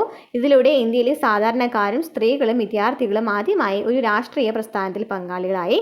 ഈ പ്രസ്ഥാനത്തിൻ്റെ സ്വാധീനം സാംസ്കാരികം, വിദ്യാഭ്യാസം, സാമ്പത്തികം, രാഷ്ട്രീയം എന്നീ മേഖലകളിൽ അനുഭവപ്പെട്ടു. ഇന്ത്യൻ സ്വാതന്ത്ര്യ സമര പ്രസ്ഥാനം ദേശീയ തലത്തിലേക്ക് വ്യാപിപ്പിക്കാനും സ്വദേശി എന്ന പുതിയ സമരമാർഗം സ്വാതന്ത്ര്യ സമരത്തിന് സംഭാവന ചെയ്യാനും സ്വദേശി പ്രസ്ഥാനത്തിന് സാധിച്ചു. സ്വദേശി പ്രസ്ഥാനം ദേശീയ സമരത്തെ സാധാരണക്കാരിലേക്ക് എത്തിച്ചു. നമ്മൾ കഴിഞ്ഞ SCRT പറഞ്ഞ കാര്യങ്ങൾ തന്നെയാണ്. നെക്സ്റ്റ് മിതവാദികളും തീവ്രദേശീയവാദികളും. ഇന്ത്യൻ നാഷണൽ കോൺഗ്രസിൻ്റെ പ്രവർത്തന രീതികളെ സംബന്ധിച്ച് നേതാക്കൾക്കിടയിൽ വ്യത്യസ്ത അഭിപ്രായങ്ങൾ നിലനിന്നിരുന്നു. അപ്പോൾ NCയിലെ പ്രവർത്തനങ്ങളെ കുറിച്ചിട്ടും എന്താണ് പല പല അഭിപ്രായങ്ങൾ ഉണ്ടായിരുന്നു. ബ്രിട്ടീഷുകാർക്കെതിരെ പ്രത്യക്ഷ സമരത്തിന് ആദ്യകാല നേതാക്കൾ തയ്യാറായിരുന്നില്ല. അവർ മിതവാദികൾ എന്നാണ് അറിയപ്പെട്ടത്. അപ്പോൾ ഈ പ്രത്യക്ഷ സമരത്തിനൊന്നും അതായത് സമരത്തിലൂടെ സ്വാതന്ത്ര്യം വേണ്ട എന്ന് പറയുന്ന ഒരു ഇതായിരുന്നു മിതവാദികൾക്ക് ഉണ്ടായിരുന്നത്. അപ്പോൾ മിതവാദികൾ എന്താണ് ഈ സമരത്തിനൊന്നും ഒരു വലിയ താല്പര്യം കാണിച്ചിട്ടുണ്ടായിരുന്നില്ല. ഇവരെ മിതവാദികൾ എന്നാണ് അറിയപ്പെടുന്നത്. ഫിറോസ് ഷാ മേത്ത, ഗോപാലകൃഷ്ണ ഗോഖലെ, ദാദാഭായ് നവറോജി എന്നിവയായിരുന്നു അവരിലെ പ്രധാനികൾ. അപ്പോൾ മിതവാദികൾ ചോദിക്കുകയാണെങ്കിൽ ആരൊക്കെയാണ്? ഫിറോസ് ഷാ മേത്ത, ഗോപാലകൃഷ്ണ ഗോഖലെ, ദാദാഭായ് നവറോജി. സമാധാനപരവും രക്തരഹിതവുമായ സമരങ്ങളിലൂടെയും യോഗങ്ങൾ, പ്രസംഗങ്ങൾ, പ്രമേയങ്ങൾ എന്നിവയിലൂടെയും അവർ തങ്ങളുടെ ആശയങ്ങൾ പ്രചരിപ്പിച്ചു. സമാധാനപരവും രക്തരഹിതവുമായ സമരങ്ങളിലൂടെയും യോഗങ്ങൾ, പ്രസംഗങ്ങൾ, പ്രമേയങ്ങൾ എന്നിവയിലൂടെയുമാണ് അവർ തങ്ങളുടെ ആശയങ്ങൾ പ്രചരിപ്പിച്ചത്. ഇനി മിതവാദികളുടെ ആശയങ്ങളോടും പ്രവർത്തനങ്ങളോടും അതൃപ്തരായ മറ്റൊരു വിഭാഗം കോൺഗ്രസിൽ ശക്തരായി. അപ്പം മിതവാദികൾ എങ്ങനെയാണ് സമരങ്ങൾ നടത്തുന്നത്? സമരങ്ങൾ നടത്തുന്നില്ല അല്ലേ, പ്രത്യക്ഷ സമരങ്ങളൊന്നും നടത്തുന്നില്ല. അവർ എന്താണ് കുറേ എന്താ പറയുക, ഈ യോഗങ്ങളും പ്രസംഗങ്ങളും പ്രമേയങ്ങളൊക്കെ അവതരിപ്പിക്കുന്നുണ്ട്. അതുപോലെ തന്നെ സമാധാനപരവും രക്തരഹിതവുമായ സമരങ്ങളിലൂടെയും സമാധാനപരവും രക്തരഹിതവുമായിട്ടുള്ള സമരങ്ങൾ നടത്തിയിട്ടുണ്ട്. അതുപോലെ തന്നെ യോഗങ്ങൾ, പ്രസംഗങ്ങൾ, പ്രമേയങ്ങൾ എന്നിവയിലൂടെയൊക്കെയാണ് അവർ ആശയങ്ങൾ പ്രചരിപ്പിച്ചിട്ടുണ്ടായിരുന്നത്. അപ്പോൾ ഇതിനെതിരെയാണ് ആര് വരുന്നത്? വേറൊരു വിഭാഗം വരുന്നത്, അതായത് തീവ്രദേശീയവാദികൾ വരുന്നത്. ആരൊക്കെയാണ്? ബാലഗംഗാധർ തിലക്, ബിപിൻ ചന്ദ്രപാൽ, ലാലാ ലജ്പത് റായ് എന്നിവരാണ്. ഇവരുടെ പ്രവർത്തന രീതികൾ മിതവാദികളുടേതിൽ നിന്നും തികച്ചും വിഭിന്നമായിരുന്നു. സ്വദേശി ബഹിഷ്കരണം തുടങ്ങിയ വിപ്ലവകരമായ പ്രവർത്തന രീതികൾ സ്വീകരിച്ചവർ ശക്തമായ പ്രത്യക്ഷ സമരത്തിലൂടെ മാത്രമേ സ്വാതന്ത്ര്യം നേടാൻ കഴിയൂ എന്ന് വാദിച്ചു. അപ്പോൾ തീവ്രവാദികൾ എങ്ങനെയാണ് സ്വാതന്ത്ര്യം നേടുന്നത്? എങ്ങനെയാണ്? സമരങ്ങളിലൂടെയാണ്, പ്രത്യക്ഷ സമരങ്ങളിലൂടെയാണ് ഇവർ സ്വാതന്ത്ര്യം ലഭിക്കുക എന്ന് പറയുന്നത് കൊണ്ടുവന്നത്. അതായത് ഇപ്പോൾ ഇവർക്ക് പ്രധാനമായിട്ടും ഉണ്ടായിരുന്ന പ്രധാനമായിട്ട് ലക്ഷ്യം എന്ന് വെച്ചാൽ എന്താണ്? എത്രയും പെട്ടെന്ന് സ്വാതന്ത്ര്യം കിട്ടുക. അതിന് വേണ്ടിയിട്ട് എന്താണ്? പ്രത്യക്ഷ സമര രീതികളൊക്കെ ആയി പ്രയോഗിക്കുന്നുണ്ട്, നമ്മുടെ തീവ്രദേശീയവാദികൾ പ്രയോഗിക്കുന്നുണ്ട്. അതിൽ ആരൊക്കെയാണ്? ബാലഗംഗാധർ തിലകും, ലാലാ ലജ്പത് റായും, അതുപോലെ തന്നെ ബിപിൻ ചന്ദ്രപാലൊക്കെയാണ് ഉണ്ടായിരുന്നത്. ഇനി സ്വദേശി പ്രസ്ഥാനത്തിൻ്റെ സന്ദേശം പ്രചരിപ്പിക്കാനും ജനങ്ങളെ സംഘടിപ്പിക്കാനുമായി പ്രവർത്തിച്ചിരുന്ന സന്നദ്ധ സംഘടനകളാണ് സ്വദേശി സമിതികൾ. അപ്പോൾ സ്വദേശി പ്രസ്ഥാനത്തിൻ്റെ സന്ദേശം പ്രചരിപ്പിക്കുന്നതിന് വേണ്ടിയിട്ടും ജനങ്ങളെ സംഘടിപ്പിക്കുവാൻ വേണ്ടിയിട്ടും പ്രവർത്തിച്ചിരുന്ന സന്നദ്ധ സംഘടനയാണ് സ്വദേശി സമിതികൾ. അശ്വിനി കുമാർ ദത്ത് രൂപീകരിച്ച സ്വദേശി ബാന്ധവ് സമിതി ഇതിൽ ഉൾപ്രധാനപ്പെട്ടതാണ്. അശ്വിനി കുമാർ ദത്ത് രൂപീകരിച്ചതാണ് സ്വദേശി ബാന്ധവ് സമിതി. അപ്പോൾ എന്താണ്? അശ്വിനി കുമാർ ദത്ത് രൂപീകരിച്ചതാണ് സ്വദേശി ബാന്ധവ് സമിതി. ഇനി സന്നദ്ധ ഭടന്മാർക്ക് കായിക പരിശീലനം നൽകുക, പകർച്ചവ്യാധിയും മറ്റും മൂലം ദുരിതമനുഭവിക്കുന്നവരെ സഹായിക്കുക, സ്വദേശി വിദ്യാലയങ്ങൾ സ്ഥാപിക്കുക എന്നിവയായിരുന്നു പ്രധാനപ്പെട്ട ലക്ഷ്യങ്ങൾ. അപ്പോൾ ഈ സ്വദേശി സമിതികളിലെ പ്രധാനപ്പെട്ട ലക്ഷ്യങ്ങൾ എന്ന് വെച്ചാൽ സന്നദ്ധ ഭടന്മാർക്ക് കായിക പരിശീലനം നൽകുക, പകർച്ചവ്യാധിയും മറ്റും മൂലം ദുരിതമനുഭവിക്കുന്നവരെ സഹായിക്കുക, സ്വദേശി വിദ്യാലയങ്ങൾ സ്ഥാപിക്കുക. അപ്പോൾ ഇതിന് നേതൃത്വം നൽകിയതാരായിരുന്നു? അശ്വിനി കുമാർ ദത്താണ് അല്ലേ. അശ്വിനി കുമാർ ദത്ത് രൂപീകരിച്ചിട്ടുള്ളതാണ് സ്വദേശി ബാന്ധവ് സമിതി. അതിൽ പ്രധാനപ്പെട്ട കാര്യങ്ങളാണ് ഇവിടെ പറഞ്ഞത്. ഇനി മിതവാദികളുടെയും തീവ്രദേശീയവാദികളുടെയും അഭിപ്രായ ഭിന്നതകൾ 1907 സൂററ്റിലെ കോൺഗ്രസ് സമ്മേളനത്തിൽ വെച്ച് രൂക്ഷമായി. 1907 സൂററ്റ് പിളർപ്പ് വരുന്നത്. അതായത് മിതവാദികളും തീവ്രവാദികളും രണ്ട് ആശയങ്ങളാണ് പ്രകടിപ്പിക്കുന്നത്. അപ്പോൾ ഇവർ തമ്മിൽ എന്ത് സംഭവിക്കുകയാണ്? അഭിപ്രായ ഭിന്നതകൾ വരാണ്. സമ്മേളനം തുടർന്ന് കൊണ്ടുപോവുക പോലും അസാധ്യമായി. ഈ സംഭവ വികാസങ്ങൾ കോൺഗ്രസിനെ പിളർപ്പിലേക്ക് നയിച്ചു. കോൺഗ്രസിലുണ്ടായ പിളർപ്പ് ബ്രിട്ടീഷുകാർ വളരെ സമർത്ഥമായി മുതലെടുത്തു. ഭിന്നിപ്പിച്ച് ഭരിക്കുക എന്ന നയം കൂടുതൽ ആഴത്തിൽ പ്രാവർത്തികമാക്കുന്നതിന് ഇതിലൂടെ ബ്രിട്ടീഷുകാർക്ക് സാധിച്ചു. ബ്രിട്ടീഷുകാർ തീവ്രദേശീയവാദികൾക്കെതിരെ കർശന നടപടികൾ ആരംഭിച്ചു, നേതാക്കളെ അറസ്റ്റ് ചെയ്തു. അപ്പോൾ ഇത് മുതലെടുത്തിട്ട് ആര് വരാണ്? ബ്രിട്ടീഷുകാർ വരാണ്. ഭിന്നിപ്പിച്ച് ഭരിക്കുക എന്ന് പറയുന്ന ലക്ഷ്യമാണ് അവരുടെ അല്ലേ. അതുപ്രകാരം തീവ്രദേശീയവാദികളെ അറസ്റ്റ് ചെയ്തു. അതുപോലെ തന്നെ നേതാക്കളെ അറസ്റ്റ് ചെയ്തു. അതുപോലെ തന്നെ ഇവർക്ക് വേണ്ടിയിട്ടുള്ള ഈ തീവ്രദേശീയവാദികൾക്കെതിരെ കർശന നടപടികളും ആരംഭിച്ചു. ഇനി സർവ്വ ഇന്ത്യ മുസ്ലിം ലീഗിൻ്റെ രൂപീകരണം 1907 സൂററ്റ് പിളർപ്പിൻ്റെ സമയത്ത്, അതായത് 1906 തോന്നുന്നു ഈ സർവ്വ ഇന്ത്യ മുസ്ലിം ലീഗ് രൂപീകരിക്കുന്നത്. 1906 സർവ്വ ഇന്ത്യ മുസ്ലിം ലീഗ് രൂപീകരിക്കുന്നത്. ആഗാഖാൻ്റെ നേതൃത്വത്തിൽ ഒരു മുസ്ലിം പ്രതിനിധി സംഘം സിംലയിൽ വെച്ച് മിൻറ്റോ പ്രഭുവിനെ കാണുകയും ചില ആവശ്യങ്ങൾ മുന്നോട്ട് വയ്ക്കുകയും ചെയ്തു. ആരുടെ നേതൃത്വത്തിലാണ്? ആഗാഖാൻ. അപ്പോൾ ആഗാ ഖാൻ്റെ നേതൃത്വത്തിൽ ഒരു മുസ്ലിം പ്രതിനിധി സംഘം സിംലയിൽ വെച്ചിട്ട് ആരെ കാണാണ്? മിൻറ്റോ പ്രഭുവിനെ കാണാണ്. എന്നിട്ട് കുറച്ച് ആവശ്യങ്ങളൊക്കെ മുന്നോട്ട് വെച്ചു. എന്തായിരുന്നു? സർക്കാരിൻ്റെ എല്ലാ തലങ്ങളിലും തങ്ങളുടെ സമുദായത്തിനും പ്രത്യേക പ്രാതിനിധ്യം നൽകണമെന്നും മുസ്ലിങ്ങൾക്ക് പ്രത്യേക നിയോജക മണ്ഡലങ്ങൾ വേണമെന്നും അവർ ആവശ്യപ്പെട്ടു. അപ്പോൾ എന്താണ് പറയുന്നത്?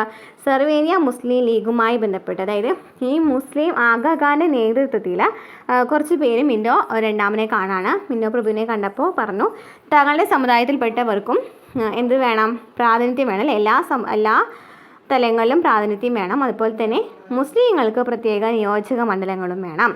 ഈ ആവശ്യങ്ങളോടുള്ള വൈസ്രോയിയുടെ പ്രതികരണം തികച്ചും അനുകൂലമായിരുന്നു. ഇത് ആര് അംഗീകരിക്കുകയാണ്? വൈസ്രോയി അംഗീകരിക്കുകയാണ്. ഇത് മുസ്ലിങ്ങൾക്കായി ഒരു പ്രത്യേക രാഷ്ട്രീയ സംഘടന ആരംഭിക്കുവാൻ പ്രചോദനമാകുകയും 1906 സർവേനിയ മുസ്ലിം ലീഗ് സ്ഥാപിതമാവുകയും ചെയ്തു. അങ്ങനെ 1906 സർവേനിയ മുസ്ലിം ലീഗ് സ്ഥാപിതമായി. ആരുടെ നേതൃത്വത്തിലാണ്? ആഗാ ഖാൻ ആണ് നേതൃത്വം നൽകിയെന്ന് പഠിച്ചു വെച്ചിരിക്കാം. അപ്പോൾ ഇതൊക്കെ ഈ മിൻറ്റോ പ്രഭു ഒക്കെ ആണെന്നുണ്ടെങ്കിലും ഇതൊക്കെ അംഗീകരിക്കാൻ കാരണം എന്തായിരിക്കും? ശരിക്കും പറഞ്ഞാൽ അവരുടെ ലക്ഷ്യം എന്ന് പറയുന്നത് എന്താണ്? ഭിന്നിപ്പിച്ച് ഭരിക്കുക എന്ന് പറയുന്നതാണല്ലേ, എല്ലാവരും അങ്ങോട്ട് ഭിന്നിപ്പിക്കുക. അപ്പോൾ മുസ്ലിം ലീഗ് എന്ന് പറയുന്നതിൻ്റെ ആവശ്യമാണെന്നുണ്ടെങ്കിൽ തന്നെ എന്താണ്? അപ്പോൾ എന്തായി? അതും അവർക്കൊരു അനുകൂലമായിട്ടുള്ളൊരു കാര്യമായിട്ടാണ് ഇവർ കാണുന്നത്. അങ്ങനെ ഇതിനു മുമ്പ് നമ്മൾ എന്താ പറഞ്ഞത്? നേതാക്കളെ അറസ്റ്റ് ചെയ്തു, ജയിലിലടച്ചു അല്ലേ? ഏതാണ്? കോൺഗ്രസ്സിലുണ്ടായ പിളർപ്പ് ബ്രിട്ടീഷുകാർ വളരെ സമർത്ഥമായി മുതലെടുത്തു. തീവ്രദേശീയവാദികൾക്കെതിരെ നടപടികൾ ആരംഭിച്ചു. അവരെ അറസ്റ്റ് ചെയ്തു എന്നൊക്കെ പറഞ്ഞു. ബാലഗംഗാധർ തിലക് ഉൾപ്പെടെ പലരെയും നാട് കടത്തി. പല നേതാക്കളും രാഷ്ട്രീയം ഉപേക്ഷിച്ചു. ജനരോഷം തണുപ്പിക്കുന്നതിനും കോൺഗ്രസിലെ മിതവാദികളെ സ്വാധീനിക്കുന്നതിനും വേണ്ടി ചില ഭരണപരിഷ്കാരങ്ങൾ ബ്രിട്ടീഷുകാർ നടപ്പിലാക്കി. ജനരോഷം തണുപ്പിക്കാനും കോൺഗ്രസിലെ മിതവാദികളെ സ്വാധീനിക്കുന്നതിനും വേണ്ടിയിട്ട് കുറച്ച് ഭരണപരിഷ്കാരങ്ങൾ കൊണ്ടുവരാണ്. നമുക്കറിയാം മിൻറ്റോ മോർലി പരിഷ്കരണം 1909 മിൻറ്റോ മോർലി പരിഷ്കാരം നടപ്പിലാക്കിയത്. ഈ പരിഷ്കാരത്തിൽ പറയുന്നത് എന്താണ്? മുസ്ലിങ്ങൾക്ക് പ്രത്യേക നിയോജക മണ്ഡലം ഏർപ്പെടുത്തുക, നിയമനിർമ്മാണ സഭകളുടെ പ്രവർത്തനങ്ങളും അധികാരങ്ങളും വിപുലപ്പെടുത്തുക. അപ്പോൾ 1909 മിൻറ്റോ മോർലി പരിഷ്കരണത്തിൽ പറയുന്നത് മുസ്ലിം ലീഗ് രൂപീകരിക്കുക. അതുപോലെ തന്നെ മുസ്ലിം ലീഗ് രൂപീകരിക്കില്ല, മുസ്ലിങ്ങൾക്ക് വേണ്ടിയിട്ട് പ്രത്യേക നിയോജക മണ്ഡലം ഏർപ്പെടുത്തുക, നിയമനിർമ്മാണ സഭകളുടെ പ്രവർത്തനങ്ങളും അധികാരങ്ങളും വിപുലപ്പെടുത്തുക. ഇനി ആരാണ്? ലാൽപാൽ ബാലെ. നമ്മൾ പറഞ്ഞ കാര്യം തന്നെയാണ്. സ്വദേശി പ്രസ്ഥാനത്തിന് കൂടുതൽ കരുത്ത് പകർന്നുകൊണ്ട് ബ്രിട്ടീഷ് ഭരണം അവസാനിപ്പിക്കേണ്ടതിൻ്റെ ആവശ്യകത ഊന്നി പറഞ്ഞ തീവ്രദേശീയ നേതാക്കളാണ് ലാലാ ലജ്പത് റായ്, ബാലഗംഗാധർ തിലക്, ബിപിൻ ചന്ദ്രപാൽ എന്നിവർ. ഇവർ ലാൽപാൽ ബാൽ എന്നറിയപ്പെടുന്നു. ഇനി ഹോം റൂൾ ലീഗ് പ്രസ്ഥാനം നമുക്കറിയാം. കഴിഞ്ഞ പ്രീവിയസ് ക്വസ്റ്റ്യൻ ആൻസേഴ്സൊക്കെ നോക്കുകയാണെന്നുണ്ടെങ്കിൽ ഹോം റൂൾ ലീഗിനെ കുറിച്ചിട്ട് നന്നായി ക്വസ്റ്റ്യൻസ് വന്നിട്ടുണ്ട്. അപ്പോൾ 1914 ആരംഭിച്ച ഒന്നാം ലോക യുദ്ധത്തിൻ്റെ കാലത്ത് രാഷ്ട്രീയ പ്രവർത്തനങ്ങൾ വീണ്ടും സജീവമായി. ഇതിന് നേതൃത്വം നൽകിയത് ഹോം റൂൾ ലീഗ് എന്ന സംഘടനയാണ്. അപ്പോൾ ഒന്നാം ലോക യുദ്ധത്തിൻ്റെ കാലത്ത് ഈ രാഷ്ട്രീയ പ്രവർത്തനങ്ങൾക്കൊക്കെ നേതൃത്വം കൊടുക്കുന്നത് ആരാണ്? ഹോം റൂൾ ലീഗ് എന്ന് പറയുന്ന സംഘടനയാണ്. ആനി ബസന്റിൻ്റെയും ബാലഗംഗാധർ തിലകിൻ്റെയും നേതൃത്വത്തിൽ പ്രവർത്തനം ആരംഭിച്ച ഹോം റൂൾ ലീഗ് നഗരങ്ങളിലും ഗ്രാമങ്ങളിലും ജനപിന്തുണ നേടി. അപ്പോൾ ഹോം റൂൾ ലീഗിലെ 2 നേതാക്കന്മാർ പഠിച്ചു വെച്ചിരിക്കുക, ആനി ബസന്റും ബാലഗംഗാധർ തിലകും. ഹോം റൂൾ അഥവാ സ്വയം ഭരണമായിരുന്നു ഈ സംഘടനയുടെ ലക്ഷ്യം. ഹോം റൂൾ ലീഗിൻ്റെ പ്രചാരണത്തിനായി ആനി ബസന്റും ബാലഗംഗാധർ തിലകും രാജ്യത്തുടനീളം സഞ്ചരിക്കുകയും ഇതിൻ്റെ ശാഖകൾ സ്ഥാപിക്കുകയും ചെയ്തു. ഹോം റൂൾ ലീഗിൻ്റെ പ്രവർത്തനങ്ങൾ ബ്രിട്ടീഷ് ആധിപത്യത്തിന് ഭീഷണിയാണെന്ന് തിരിച്ചറിഞ്ഞ ഗവൺമെൻറ് ആനി ബസന്റിനെ അറസ്റ്റ് ചെയ്ത് ജയിലിലടച്ചു. പിന്നീട് ജയിൽ മോചിതയായ അവർ 1917 കൽക്കട്ട സമ്മേളനത്തിൽ കോൺഗ്രസിൻ്റെ അധ്യക്ഷയായി തിരഞ്ഞെടുക്കപ്പെട്ടു. ഇന്ത്യൻ നാഷണൽ കോൺഗ്രസിൻ്റെ അധ്യക്ഷയായ ആദ്യ വനിതയാണ് ആനി ബസന്റ്. അപ്പോൾ ഹോം റൂൾ പ്രസ്ഥാനം 1914 ഒന്നാം ലോക യുദ്ധത്തിൻ്റെ കാലത്ത് തന്നെ എന്താണ്? ഹോം റൂൾ ലീഗ് പ്രസ്ഥാനം ഈ രാഷ്ട്രീയ പ്രവർത്തനങ്ങൾക്കൊക്കെ നേതൃത്വം നൽകുന്നുണ്ട്. അങ്ങനെ ആനി ബസന്റും ബാലഗംഗാധർ തിലകുമാണ് അതിൽ കൂടുതലായിട്ട് പ്രവർത്തിച്ചിട്ടുണ്ടായിരുന്നത്. അപ്പോൾ ഈ പ്രവർത്തനങ്ങളൊക്കെ എന്താണ്? ബ്രിട്ടീഷ് ആധിപത്യത്തിന് ഭീഷണിയാകുമെന്ന് കണ്ട ഈ ബ്രിട്ടീഷുകാർ ആനി ബസന്റിനെ ജയിലടയ്ക്കാണ്. അങ്ങനെ 1917 1916 ഹോം റൂൾ ലീഗ് പ്രസ്ഥാനം വരുന്നത് കേട്ടോ. 1916 ഹോം റൂൾ ലീഗ് പ്രസ്ഥാനം വരുന്നത്. 1917 ആര് ഇറങ്ങുന്നുണ്ട് ജയിലിൽ നിന്നും? നമ്മുടെ ആനി ബസന്റ് ഇറങ്ങുന്നുണ്ട്. അങ്ങനെ 1917 INCയുടെ അധ്യക്ഷ ചോദിക്കുകയാണെങ്കിൽ ആരാണ്? ആനി ബസന്റ് ആണ്. അപ്പോൾ ഇവിടെ നമുക്ക് പ്രധാനമായിട്ടും പഠിച്ചു വെച്ചിരിക്കുന്നത് ഇന്ത്യൻ നാഷണൽ കോൺഗ്രസിൻ്റെ അധ്യക്ഷയായ ആദ്യ വനിത ആരാണ്? ആനി ബസന്റ് ആണ്. ആദ്യത്തെ വനിത ചോദിക്കുകയാണെങ്കിൽ കേട്ടോ, ആദ്യത്തെ വനിതയാണ് ചോദിച്ചിരിക്കുന്നത്. ആദ്യത്തെ വനിത ആരാണ്? ആനി ബസന്റ് ആണ്. ആദ്യത്തെ ഇന്ത്യൻ വനിത ചോദിക്കുകയാണെങ്കിൽ സരോജിനി നായിഡു ആണ്. ആദ്യത്തെ ഇന്ത്യൻ വനിതയാണ് ചോദിച്ചിരിക്കുന്നത്. അല്ല, നമുക്കിവിടെ ചോദിച്ചിരിക്കുന്നതാണ് ആദ്യ വനിത എന്ന് മാത്രമാണെങ്കിൽ ആനി ബസന്റ് കൊടുക്കണം ആൻസർ. ഇനി ഐക്യത്തിൻ്റെ ലക്നൗ. 1916 കോൺഗ്രസിൻ്റെ വാർഷിക സമ്മേളനം നടന്നത് ലക്നൌവിലായിരുന്നു. അപ്പോൾ 1916 കോൺഗ്രസിൻ്റെ വാർഷിക സമ്മേളനം ലക്നൌവിലാണ് നടന്നത്. ഇവിടെ 1917 എവിടെയാണ്? കൽക്കട്ടയിലാണ് അല്ലേ? 1917 കൽക്കട്ട. ആരാണ്? Annie Besant. ഇനി 1916 ലക്നൗ അല്ലേ? 1916 ലക്നൗ. ഈ സമ്മേളനം ചില സുപ്രധാന തീരുമാനങ്ങളിൽ ശ്രദ്ധേയമായിരുന്നു. മിതവാദികളും തീവ്ര ദേശീയവാദികളും ഐക്യപ്പെടാനും ഇന്ത്യൻ നാഷണൽ കോൺഗ്രസും സർവ്വ ഇന്ത്യ മുസ്ലിം ലീഗും ഒരുമിച്ച് പ്രവർത്തിക്കുവാനും ഈ സമ്മേളനത്തിൽ തീരുമാനിച്ചു. അപ്പോൾ നമ്മൾ ഈ ലക്നൗവിൽ എന്ന് പറയുന്നത് ലക്നൗ സമ്മേളനത്തിലാണ് എല്ലാവരും ഒന്നിക്കുന്നത്. അതായത് മിതവാദികളും തീവ്ര ദേശീയവാദികളും ഉണ്ടായിരുന്നല്ലോ, ഇവരൊന്നിച്ചു. അതുപോലെ തന്നെ സർവ്വ ഇന്ത്യ മുസ്ലിം ലീഗ് ഉണ്ടായിരുന്നല്ലോ, ഇവരും ഒന്നിച്ചു. ഓക്കെ, അതൊക്കെ 1916 1916 ലക്നൗ സമ്മേളനമാണ്. അപ്പോൾ INC-യുമായിട്ട് നമുക്ക് കുറേ വർഷങ്ങളൊക്കെ പഠിക്കാനായിട്ടുണ്ട്. നമുക്ക് SCERT-ൽ പറയുന്ന കറക്റ്റ് വർഷങ്ങളും അതുമായി ബന്ധപ്പെട്ട് വരുന്ന വ്യക്തികളും പഠിച്ചു വെച്ചിരിക്കാം. ഇനി ഇതര വഴികളിലൂടെ ഇന്ത്യൻ നാഷണൽ കോൺഗ്രസിൻ്റെ സമര രീതികളിൽ നിന്നും വ്യത്യസ്തമായി ചിലർ രഹസ്യ വിപ്ലവ സംഘടനകൾ രൂപീകരിച്ച് സായുധ സമരത്തിൻ്റെ മാർഗം അവലംബിച്ചു. പാശ്ചാത്യ സാമ്രാജ്യത്തെ ഹിംസയിലൂടെ മാത്രമേ അമർച്ച ചെയ്യാൻ കഴിയൂ എന്ന് അവർ വിശ്വസിച്ചു. ഇവിടെ കുറച്ച് വിപ്ലവ സംഘടനകൾ തന്നിട്ടുണ്ട്, നേതൃത്വം കൊടുത്തവരും തന്നിട്ടുണ്ട്, പഠിച്ചു വെച്ചിരിക്കാം.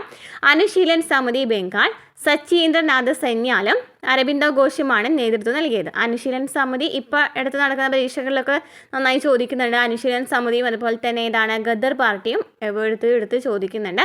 അപ്പോൾ അനുശീലൻ സമിതി ബംഗാളിലാണ്, സച്ചീന്ദ്രനാഥ് സന്യാലം, അരബിന്ദോ ഘോഷുമാണ് നേതൃത്വം കൊടുത്തത്. ഇനി ഭാരത് മാതാ അസോസിയേഷൻ എവിടെയാണ്? മദ്രാസിലാണ്. നീലകണ്ഠ ബ്രഹ്മചാരി, മാഞ്ചി അയ്യർ, അജിത് സിംഗ് എന്നിവരാണ് നേതൃത്വം കൊടുത്തത്. ഇനി യുഗാന്തർ പാർട്ടി ബംഗാളിലാണ്. റാഷി ബിഹാരി ബോസും ഖുദിറാം ബോസും ചോദിച്ചിട്ടുണ്ട് കേട്ടോ.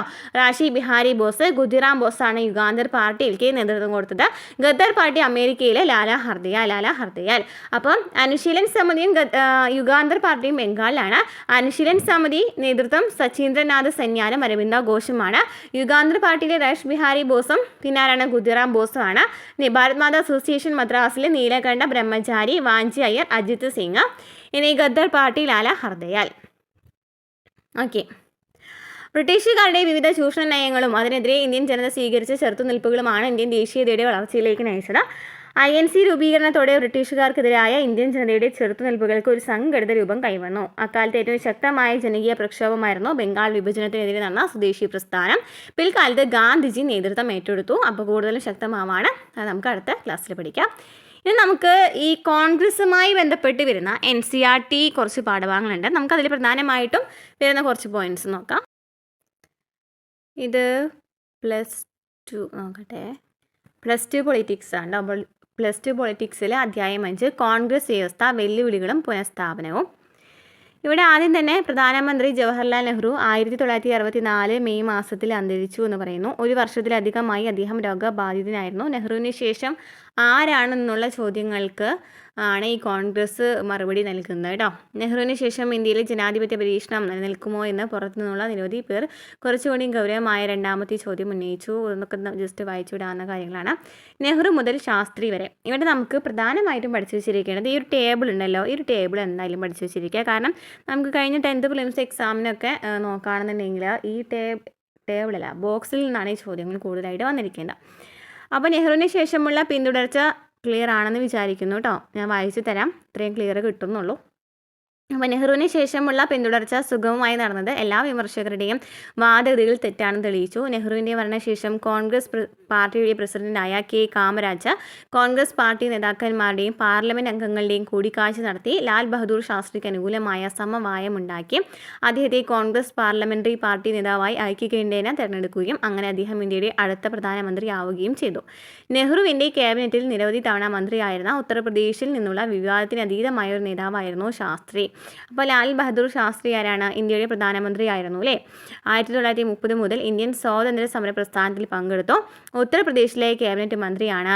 കോൺഗ്രസ് ജനറൽ സെക്രട്ടറിയാണ്. തീവണ്ടി അപകടത്തിൻ്റെ ഉത്തരവാദിത്തം ഏറ്റെടുത്ത് രാജിവെക്കുന്നത് വരെ 1951 മുതൽ 1956 വരെ കേന്ദ്ര ക്യാബിനറ്റ് മന്ത്രിയായിരുന്നു.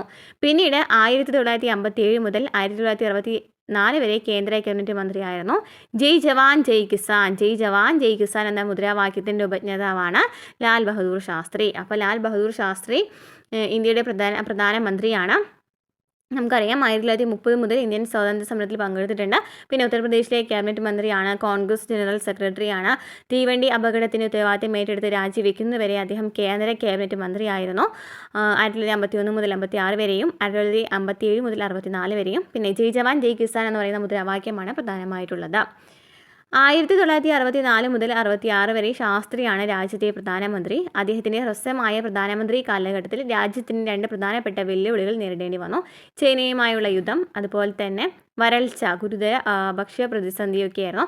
പിന്നെ 1965 രാജ്യം പാകിസ്ഥാനുമായി യുദ്ധത്തിൽ ഏർപ്പെട്ടു. അപ്പോൾ ലാൽ ബഹദൂർ ശാസ്ത്രി നമ്മൾ കോൺസ്റ്റിറ്റ്യൂഷനിൽ പഠിക്കുന്നതാണ് അല്ലേ, പ്രധാനമന്ത്രിമാരെ പഠിക്കുന്നതാണ്. ലാൽ ബഹദൂർ ശാസ്ത്രി 1963 മുതൽ 66 വരെയാണ് ഉണ്ടായിരുന്നത്. അദ്ദേഹത്തിൻ്റെ സമയത്താണ് 2 കാര്യങ്ങൾ വരുന്നത്. ഒന്ന് എന്താണ്, ചൈനയുമായുള്ള യുദ്ധം അല്ലേ, 1962 ചൈനയുമായിട്ടുള്ള യുദ്ധം. അതുപോലെ തന്നെ യുദ്ധം മൂലം എന്ത് സംഭവിക്കുകയാണ്, വരൾച്ചയും ഭക്ഷ്യപ്രതിസന്ധിയും വരാണ്. അതുപോലെ തന്നെ 1965 രാജ്യം പാകിസ്ഥാനുമായിട്ടുള്ള യുദ്ധത്തിൽ ഏർപ്പെടേണ്ടി വന്നു. അങ്ങനെ 1966 ജനുവരി 10 ലാൽ ബഹദൂർ ശാസ്ത്രി മരണപ്പെട്ടു. ഇവിടെ നമുക്ക് പ്രധാനമായിട്ടും പഠിച്ചു വെച്ചിരിക്കുന്ന ഒരു കാര്യം ഉണ്ടല്ലോ അല്ലേ, ഏതാണ്, യുദ്ധം അവസാനിപ്പിക്കുന്നതിനായിട്ട് അന്നത്തെ പാകിസ്ഥാൻ പ്രസിഡൻ്റായിരുന്ന മുഹമ്മദ് അയ്യൂബ് ഖാനുമായി ചർച്ച നടത്തുന്നതിനും കരാർ ഒപ്പിടുന്നതിനുമായി അവിടെ എത്തിയതായിരുന്നു അദ്ദേഹം. ഇനിയും എന്താണ്, താഷ്കൻഡ് കരാർ അല്ലേ, താഷ്കൻഡ് കരാറാണ് 1966 ജനുവരി 10 ആരാണ് ഒപ്പുവെച്ചതെന്ന് ചോദിക്കാറുണ്ട്. ലാൽ ബഹദൂർ ശാസ്ത്രിയും അയ്യൂബ് ഖാനുമാണ്. അങ്ങനെ ശാസ്ത്രി മുതൽ ഇന്ദിരാഗാന്ധി വരെ. അങ്ങനെ കോൺഗ്രസിന് 2 വർഷത്തിനുള്ളിൽ 2ാം തവണയും രാഷ്ട്രീയ പിന്തുടർച്ചയുമായി ബന്ധപ്പെട്ട വെല്ലുവിളികളെ നേരിടേണ്ടി വന്നു. ഇത്തവണ മൊറാർജി ദേശായിയും ഇന്ദിരാഗാന്ധിയും തമ്മിൽ രൂക്ഷമായ മത്സരമുണ്ടായി. അതായത് നമ്മൾക്ക് INC ശേഷമുള്ള കാലഘട്ടം ഉണ്ടല്ലോ, കോൺഗ്രസിൻ്റെ കാലഘട്ടത്തെ കുറിച്ചിട്ടാണ് ഇവിടെ പറയുന്നത് കേട്ടോ. അപ്പോൾ അങ്ങനെ കോൺഗ്രസിന് 2 വർഷത്തിനുള്ളിൽ 2ാം തവണയും രാഷ്ട്രീയ പിന്തുടർച്ചയുമായിട്ട് ബന്ധപ്പെട്ട വെല്ലുവിളികൾ നേരിടേണ്ടി വന്നു. ഇത്തവണ മൊറാർജി ദേശായിയും ഇന്ദിരാഗാന്ധിയും തമ്മിലാണ് മത്സരം ഉണ്ടായിരുന്നത്. മൊറാർജി ദേശായി മുമ്പ് ബോംബെ സംസ്ഥാനത്തിൻ്റെ മുഖ്യമന്ത്രിയായിട്ടും കേന്ദ്രമന്ത്രിയായിട്ടും സേവനം അനുഷ്ഠിച്ചിരുന്നു. പിന്നീട് നെഹ്റുവിൻ്റെ മകളായ ഇന്ദിരാഗാന്ധി കോൺഗ്രസ് പ്രസിഡന്റായും ശാസ്ത്രി മന്ത്രിസഭയിൽ ക്യാബിനറ്റ് പദവിയുള്ള വാർത്താവിതരണ പ്രക്ഷേപണ മന്ത്രിയായിട്ടും പ്രവർത്തിച്ചു. അങ്ങനെ ഇവർ തമ്മിൽ എന്താണ് മത്സരം നടക്കുകയാണ്. ഈ വിഷയം കോൺഗ്രസ് MP-മാരുടെ രഹസ്യ ബാലറ്റിലൂടെ പരിഹരിച്ചു. പാർട്ടിയിലെ 2/3 കൂടുതൽ MP-മാരുടെ പിന്തുണയോടെ ഇന്ദിരാഗാന്ധി മൊറാർജി ദേശായിയെ പരാജയപ്പെടുത്തി. അങ്ങനെ ഇന്ദിരാഗാന്ധി വരാണ്. പിന്നീട് പുതിയ പ്രധാനമന്ത്രി കാര്യങ്ങൾ മനസ്സിലാക്കിയെടുക്കുന്നതിന് കുറച്ച് സമയമെടുത്തു. ദീർഘകാലമായി ഇന്ദിരാഗാന്ധി രാഷ്ട്രീയത്തിൽ സജീവമായിരുന്നുവെങ്കിലും കുറച്ചു കാലം മാത്രമേ ശാസ്ത്രി മന്ത്രിസഭയിൽ അംഗമായിട്ട് സേവനം അനുഷ്ഠിച്ചിരുന്നുള്ളൂ. പ്രധാനമന്ത്രിയായി ഒരു വർഷത്തിനുള്ളിൽ ഇന്ദിരാഗാന്ധിക്ക് പാർട്ടിയെ ഒരു ലോക്സഭാ തെരഞ്ഞെടുപ്പിലേക്ക് നയിക്കേണ്ടി വന്നു. ഈ കാലയളവിൽ രാജ്യത്തിൻ്റെ സാമ്പത്തിക സാഹചര്യം കൂടുതൽ വഷളാവുകയും അവർക്ക് കൂടുതൽ പ്രശ്നങ്ങൾ സൃഷ്ടിക്കുകയും അതുപോലെ തന്നെ സൃഷ്ടിക്കുകയും ചെയ്തു. പിന്നെ ഇന്ദിരാഗാന്ധിയെക്കുറിച്ച് ഇവിടെ പറയുന്നത് പഠിച്ചു വെച്ചിരിക്കാം. 1966 മുതൽ 1977 വരെയും പിന്നെ 1980 മുതൽ 84 വരെയും ഇന്ത്യയുടെ പ്രധാനമന്ത്രി. ജവഹർലാൽ നെഹ്റുവിൻ്റെ മകളാണ്. ഒരു യുവ കോൺഗ്രസ് പ്രവർത്തകയായി സ്വാതന്ത്ര്യ സമരത്തിൽ പങ്കെടുത്തു. 1958 കോൺഗ്രസ് പ്രസിഡന്റായിരുന്നു. 1964 മുതൽ 1966 വരെ ശാസ്ത്രീയ മന്ത്രിസഭയിൽ ക്യാബിനറ്റ് മന്ത്രിയായിരുന്നു. 1967, 71, 80 പൊതു തെരഞ്ഞെടുപ്പിൽ കോൺഗ്രസ് പാർട്ടിയെ വിജയത്തിലേക്ക് നയിച്ചു. ഗരീബി ഹട്ടാവോ മുദ്രാവാക്യത്തിൻ്റെ ശില്പിയാണ്. പിന്നെ 1971 യുദ്ധത്തിൻ്റെ വിജയശില്പി.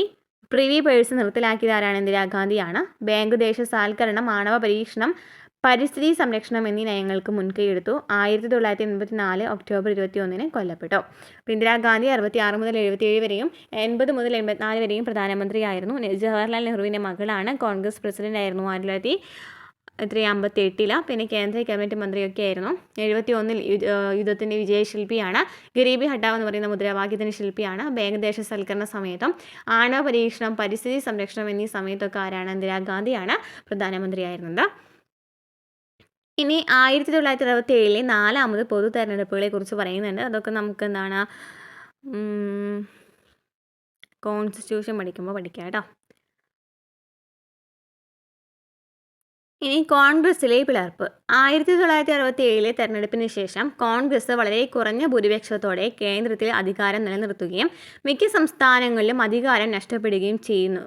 ഏറ്റവും പ്രധാനപ്പെട്ട കാര്യം, കോൺഗ്രസിനെ തെരഞ്ഞെടുപ്പുകളിൽ പരാജയപ്പെടുത്താൻ കഴിയുമെന്ന് ഈ ഫലങ്ങൾ തെളിയിച്ചു. എന്നാൽ കോൺഗ്രസിന് പകരം വയ്ക്കാൻ മറ്റൊന്നില്ലായിരുന്നു. മിക്ക സംസ്ഥാനങ്ങളിലും കോൺഗ്രസ് ഇതര ഗവൺമെൻറ്റുകൾ അധികകാലം അതിജീവിച്ചില്ല. അപ്പോൾ ഇവിടെയെല്ലാം ഭൂരിപക്ഷം നഷ്ടപ്പെടുകയോ ഒന്നെങ്കിൽ പുതിയ സംഖ്യകൾ രൂപീകരിക്കുകയോ അതും അല്ലെങ്കിൽ പ്രസിഡന്റ് ഭരണം അടിച്ചേൽപ്പിക്കുകയോ ചെയ്തിട്ടുണ്ടായിരുന്നു. അപ്പോൾ 1967 എന്ത് സംഭവിക്കുകയാണ്? കോൺഗ്രസ് വളരെ കുറഞ്ഞ ഭൂരിപക്ഷത്തോടെ അധികാരം നിലനിർത്താണ്. അപ്പോൾ വേറെയും കുറേ സംഘടനകൾ ഉണ്ടായിരുന്നെങ്കിലും അവർക്കൊന്നും അങ്ങനെ നിലകൊള്ളാനായിട്ട് പറ്റിയിട്ടുണ്ടായിരുന്നില്ല. അങ്ങനെ അവസാനം ചില സ്ഥലങ്ങളിലാണെന്നുണ്ടെങ്കിൽ പ്രസിഡന്റ് ഭരണമൊക്കെ വരുന്നുണ്ട്. ഇനി ഇവിടെ കെ കാമരാജ്. ആരാണ് കെ കാമരാജ്? സ്വാതന്ത്ര്യ സമര സേനാനിയും കോൺഗ്രസ് പ്രസിഡന്റുമാണ്. ആര്? കെ കാമരാജ്. മദ്രാസ് മുഖ്യമന്ത്രിയായിരുന്നു. വിദ്യാഭ്യാസം ലഭിക്കാതെ കഷ്ടപ്പെട്ടു. മദ്രാസ് പ്രവിശ്യയിൽ വിദ്യാഭ്യാസം വ്യാപിക്കുന്നതിനുള്ള പരിശ്രമം ആരംഭിച്ചു. സ്കൂളുകളിൽ ഉച്ചഭക്ഷണ പദ്ധതി ആരംഭിച്ചു. 1963 മുതിർന്ന കോൺഗ്രസ് നേതാക്കന്മാർ യുവാക്കളായ പാർട്ടി പ്രവർത്തകർക്കായി രാജിവെച്ച് വഴി മാറണമെന്ന് നിർദ്ദേശിച്ചു. ഈ നിർദ്ദേശമാണ് പ്രസിദ്ധമായ കാമരാജ് പ്ലാൻ എന്ന് പറയുന്നത്. സ്വാതന്ത്ര്യ സമര സേനാനിയാണ്, കോൺഗ്രസ് പ്രസിഡന്റാണ്. അതുപോലെ തന്നെ വിദ്യാഭ്യാസം ഒന്നും ആൾക്ക് കിട്ടാത്ത കാരണം വിദ്യാഭ്യാസം നന്നായിട്ട് വ്യാപിപ്പിച്ചിട്ടുണ്ടായിരുന്നു. അതുപോലെ തന്നെ 1963 മുതിർന്ന കോൺഗ്രസ് നേതാക്കന്മാർ യുവാക്കളായ പാർട്ടി പ്രവർത്തകർക്ക് വേണ്ടിയിട്ട് രാജിവെക്കണമെന്നൊക്കെ പറഞ്ഞു. അങ്ങനെ തന്നെയാണ് കാമരാജ് പ്ലാൻ എന്നറിയപ്പെടുന്നത്. ഇനി എന്താണ് കോൺഗ്രസ് സിൻഡിക്കേറ്റ്? പാർട്ടി സംഘടനയുടെ നിയന്ത്രണമുള്ള ഒരു വിഭാഗം കോൺഗ്രസ് നേതാക്കന്മാരെ അനൗദ്യോഗികമായിട്ട് വിളിക്കുന്ന പേരാണ് സിൻഡിക്കേറ്റ് എന്ന്. തമിഴ്നാട് മുഖ്യമന്ത്രിയും കോൺഗ്രസ് പ്രസിഡന്റുമായിരുന്ന കെ കാമരാജ് ആയിരുന്നു ഇതിനെ നയിച്ചത്. ബോംബെ സിറ്റിയിലെ എസ് കെ പാട്ടീൽ, മൈസൂറിലെ എസ് നിജലിംഗപ്പ, ആന്ധ്രാപ്രദേശിലെ നീലം സഞ്ജീവ് റെഡ്ഡി, പശ്ചിമ ബംഗാളിലെ അതുല്യ ഘോഷ് എന്നിവരാണ് ഈ വിഭാഗത്തിലുണ്ടായിരുന്നത്. ലാൽ ബഹദൂർ ശാസ്ത്രിക്കും ഇന്ദിരാഗാന്ധിക്കും അവരുടെ സ്ഥാനം ഉറപ്പിക്കുന്നതിന് ആവശ്യമായ പിന്തുണ സിൻഡിക്കേറ്റിൽ നിന്ന് ലഭിച്ചിരുന്നു. ഇന്ദിരാഗാന്ധിയുടെ ആദ്യ മന്ത്രിസഭയിലും അതിൻ്റെ നയരൂപീകരണത്തിലും നടപ്പാക്കലും ഈ ഗ്രൂപ്പ് നിർണായക പങ്ക് വഹിച്ചു. കോൺഗ്രസ് പിളർപ്പിന് ശേഷം സിൻഡിക്കേറ്റ് നേതാക്കന്മാരിൽ സിൻഡിക്കേറ്റിനോട് കൂടുതലവർ കോൺഗ്രസിൽ തുടർന്നു. ജനപിന്തുണ പരീക്ഷണത്തിൽ ഇന്ദിരാഗാന്ധിയുടെ കോൺഗ്രസിൻ്റെ വിജയത്തോടെ ഇന്ത്യൻ രാഷ്ട്രീയത്തിലെ ഈ ശക്തരായ നേതാക്കന്മാർക്ക് അവരുടെ അധികാരവും അന്തസ്സും 1971 ശേഷം നഷ്ടപ്പെട്ടു. ആരാണ്? എസ് നിജലിംഗപ്പ. കോൺഗ്രസിലെ മുതിർന്ന നേതാവാണ്. ഭരണഘടനാ നിർമ്മാണ സമിതി അംഗമാണ്. ലോക്സഭാ അംഗമായിരുന്നു. മൈസൂർ സംസ്ഥാനത്തിലെ മുഖ്യമന്ത്രിയാണ് ആയിരുന്നു. ആധുനിക കർണാടകയുടെ ശില്പിയായിട്ട് കരുതപ്പെടുന്നു. 1968-71 കാലഘട്ടത്തിലെ കോൺഗ്രസ് പ്രസിഡന്റ് കൂടിയാണ് ആര്? എസ് നിജലിംഗപ്പ. കോൺഗ്രസിലെ മുതിർന്ന നേതാവാണ്. ഭരണഘടനാ നിർമ്മാണ സമിതിയിലെ അംഗമായിരുന്നു. ലോക്സഭാ അംഗമായിട്ടുണ്ട്. അതുപോലെ തന്നെ മൈസൂർ സംസ്ഥാനത്തിലെ മുഖ്യമന്ത്രിയായിരുന്നു. ആധുനിക കർണാടകയുടെ ശില്പിയായിട്ടും കരുതപ്പെടുന്നു. 1968-71 കാലഘട്ടത്തിലെ കോൺഗ്രസ് പ്രസിഡന്റ് ആയിരുന്നു. ഇനി നെക്സ്റ്റ് ഇവിടെ കർപ്പൂരി താക്കൂർ ആരാന്ന് പറയുന്നുണ്ട്. 1970 ഡിസംബറിനും 1971 ജൂണിനും ഇടയിൽ 1977 ജൂണിനും 1979 ഏപ്രിലിനും ഇടയിൽ ബീഹാർ മുഖ്യമന്ത്രിയായിരുന്നു കർപ്പൂരി താക്കൂർ. സ്വാതന്ത്ര്യ സമര സേനാനിയും സോഷ്യലിസ്റ്റ് നേതാവുമാണ്. തൊഴിലാളി കർഷക പ്രക്ഷോഭങ്ങളിലെ സജീവ സാന്നിധ്യം. ലോഹിയയുടെ ശക്തനായ പിന്തുടർച്ചക്കാരൻ. ജയപ്രകാശ് നാരായൺ നയിച്ച പ്രക്ഷോഭത്തിൽ പങ്കെടുത്തു. രണ്ടാമത് മുഖ്യമന്ത്രി ആയപ്പോൾ ബീഹാറിലെ പിന്നോക്ക സമുദായങ്ങൾക്ക് സംവരണം ഏർപ്പെടുത്തുന്നതിനുള്ള തീരുമാനത്തിലൂടെ പ്രസിദ്ധനായി. ഇംഗ്ലീഷ് ഭാഷ ഉപയോഗത്തിൻ്റെ ശക്തനായ വിരോധിയാണ്. അപ്പോൾ കർപ്പൂരി താക്കൂർ 1970 ഡിസംബറിനും 71 ജൂണിനും ഇടയിലേ, അതുപോലെ തന്നെ 77-നും 79-നും ഇടയിലൊക്കെ ബീഹാർ മുഖ്യമന്ത്രിയായിരുന്നു. സ്വാതന്ത്ര്യ സമര സേനാനിയും സോഷ്യലിസ്റ്റ് നേതാവുമാണ്. തൊഴിലാളി കർഷക പ്രക്ഷോഭങ്ങളിലെ സജീവ സാന്നിധ്യം.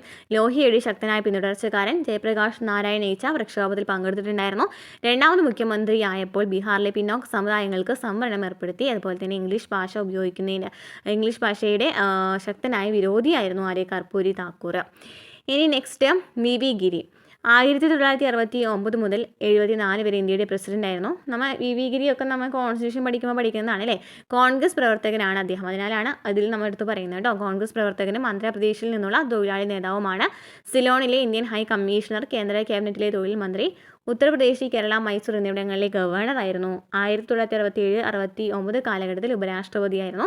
സക്കീർ ഹുസൈൻ്റെ മരണത്തെ തുടർന്ന് രാഷ്ട്രപതിയുടെ ചുമതല രാജിവെച്ച് രാഷ്ട്രപതി തെരഞ്ഞെടുപ്പിൽ മത്സരിച്ചു. രാഷ്ട്രപതി തെരഞ്ഞെടുപ്പിൽ ഇന്ദിരാഗാന്ധിയുടെ പിന്തുണ ലഭിച്ചിട്ടുണ്ടായിരുന്നു. ഓക്കെ, അപ്പോൾ ഇത്രയൊക്കെയാണ് നമുക്ക് കോൺഗ്രസുമായി ബന്ധപ്പെട്ട് കുറച്ച് വ്യക്തിത്വങ്ങൾ നമുക്ക് പഠിക്കാനായിട്ടുണ്ട്. അപ്പോൾ അത് നമുക്ക് സ്വാതന്ത്ര്യം ലഭിച്ചതിന് ശേഷം പറയുന്ന കുറച്ച് കാര്യങ്ങളാണ്.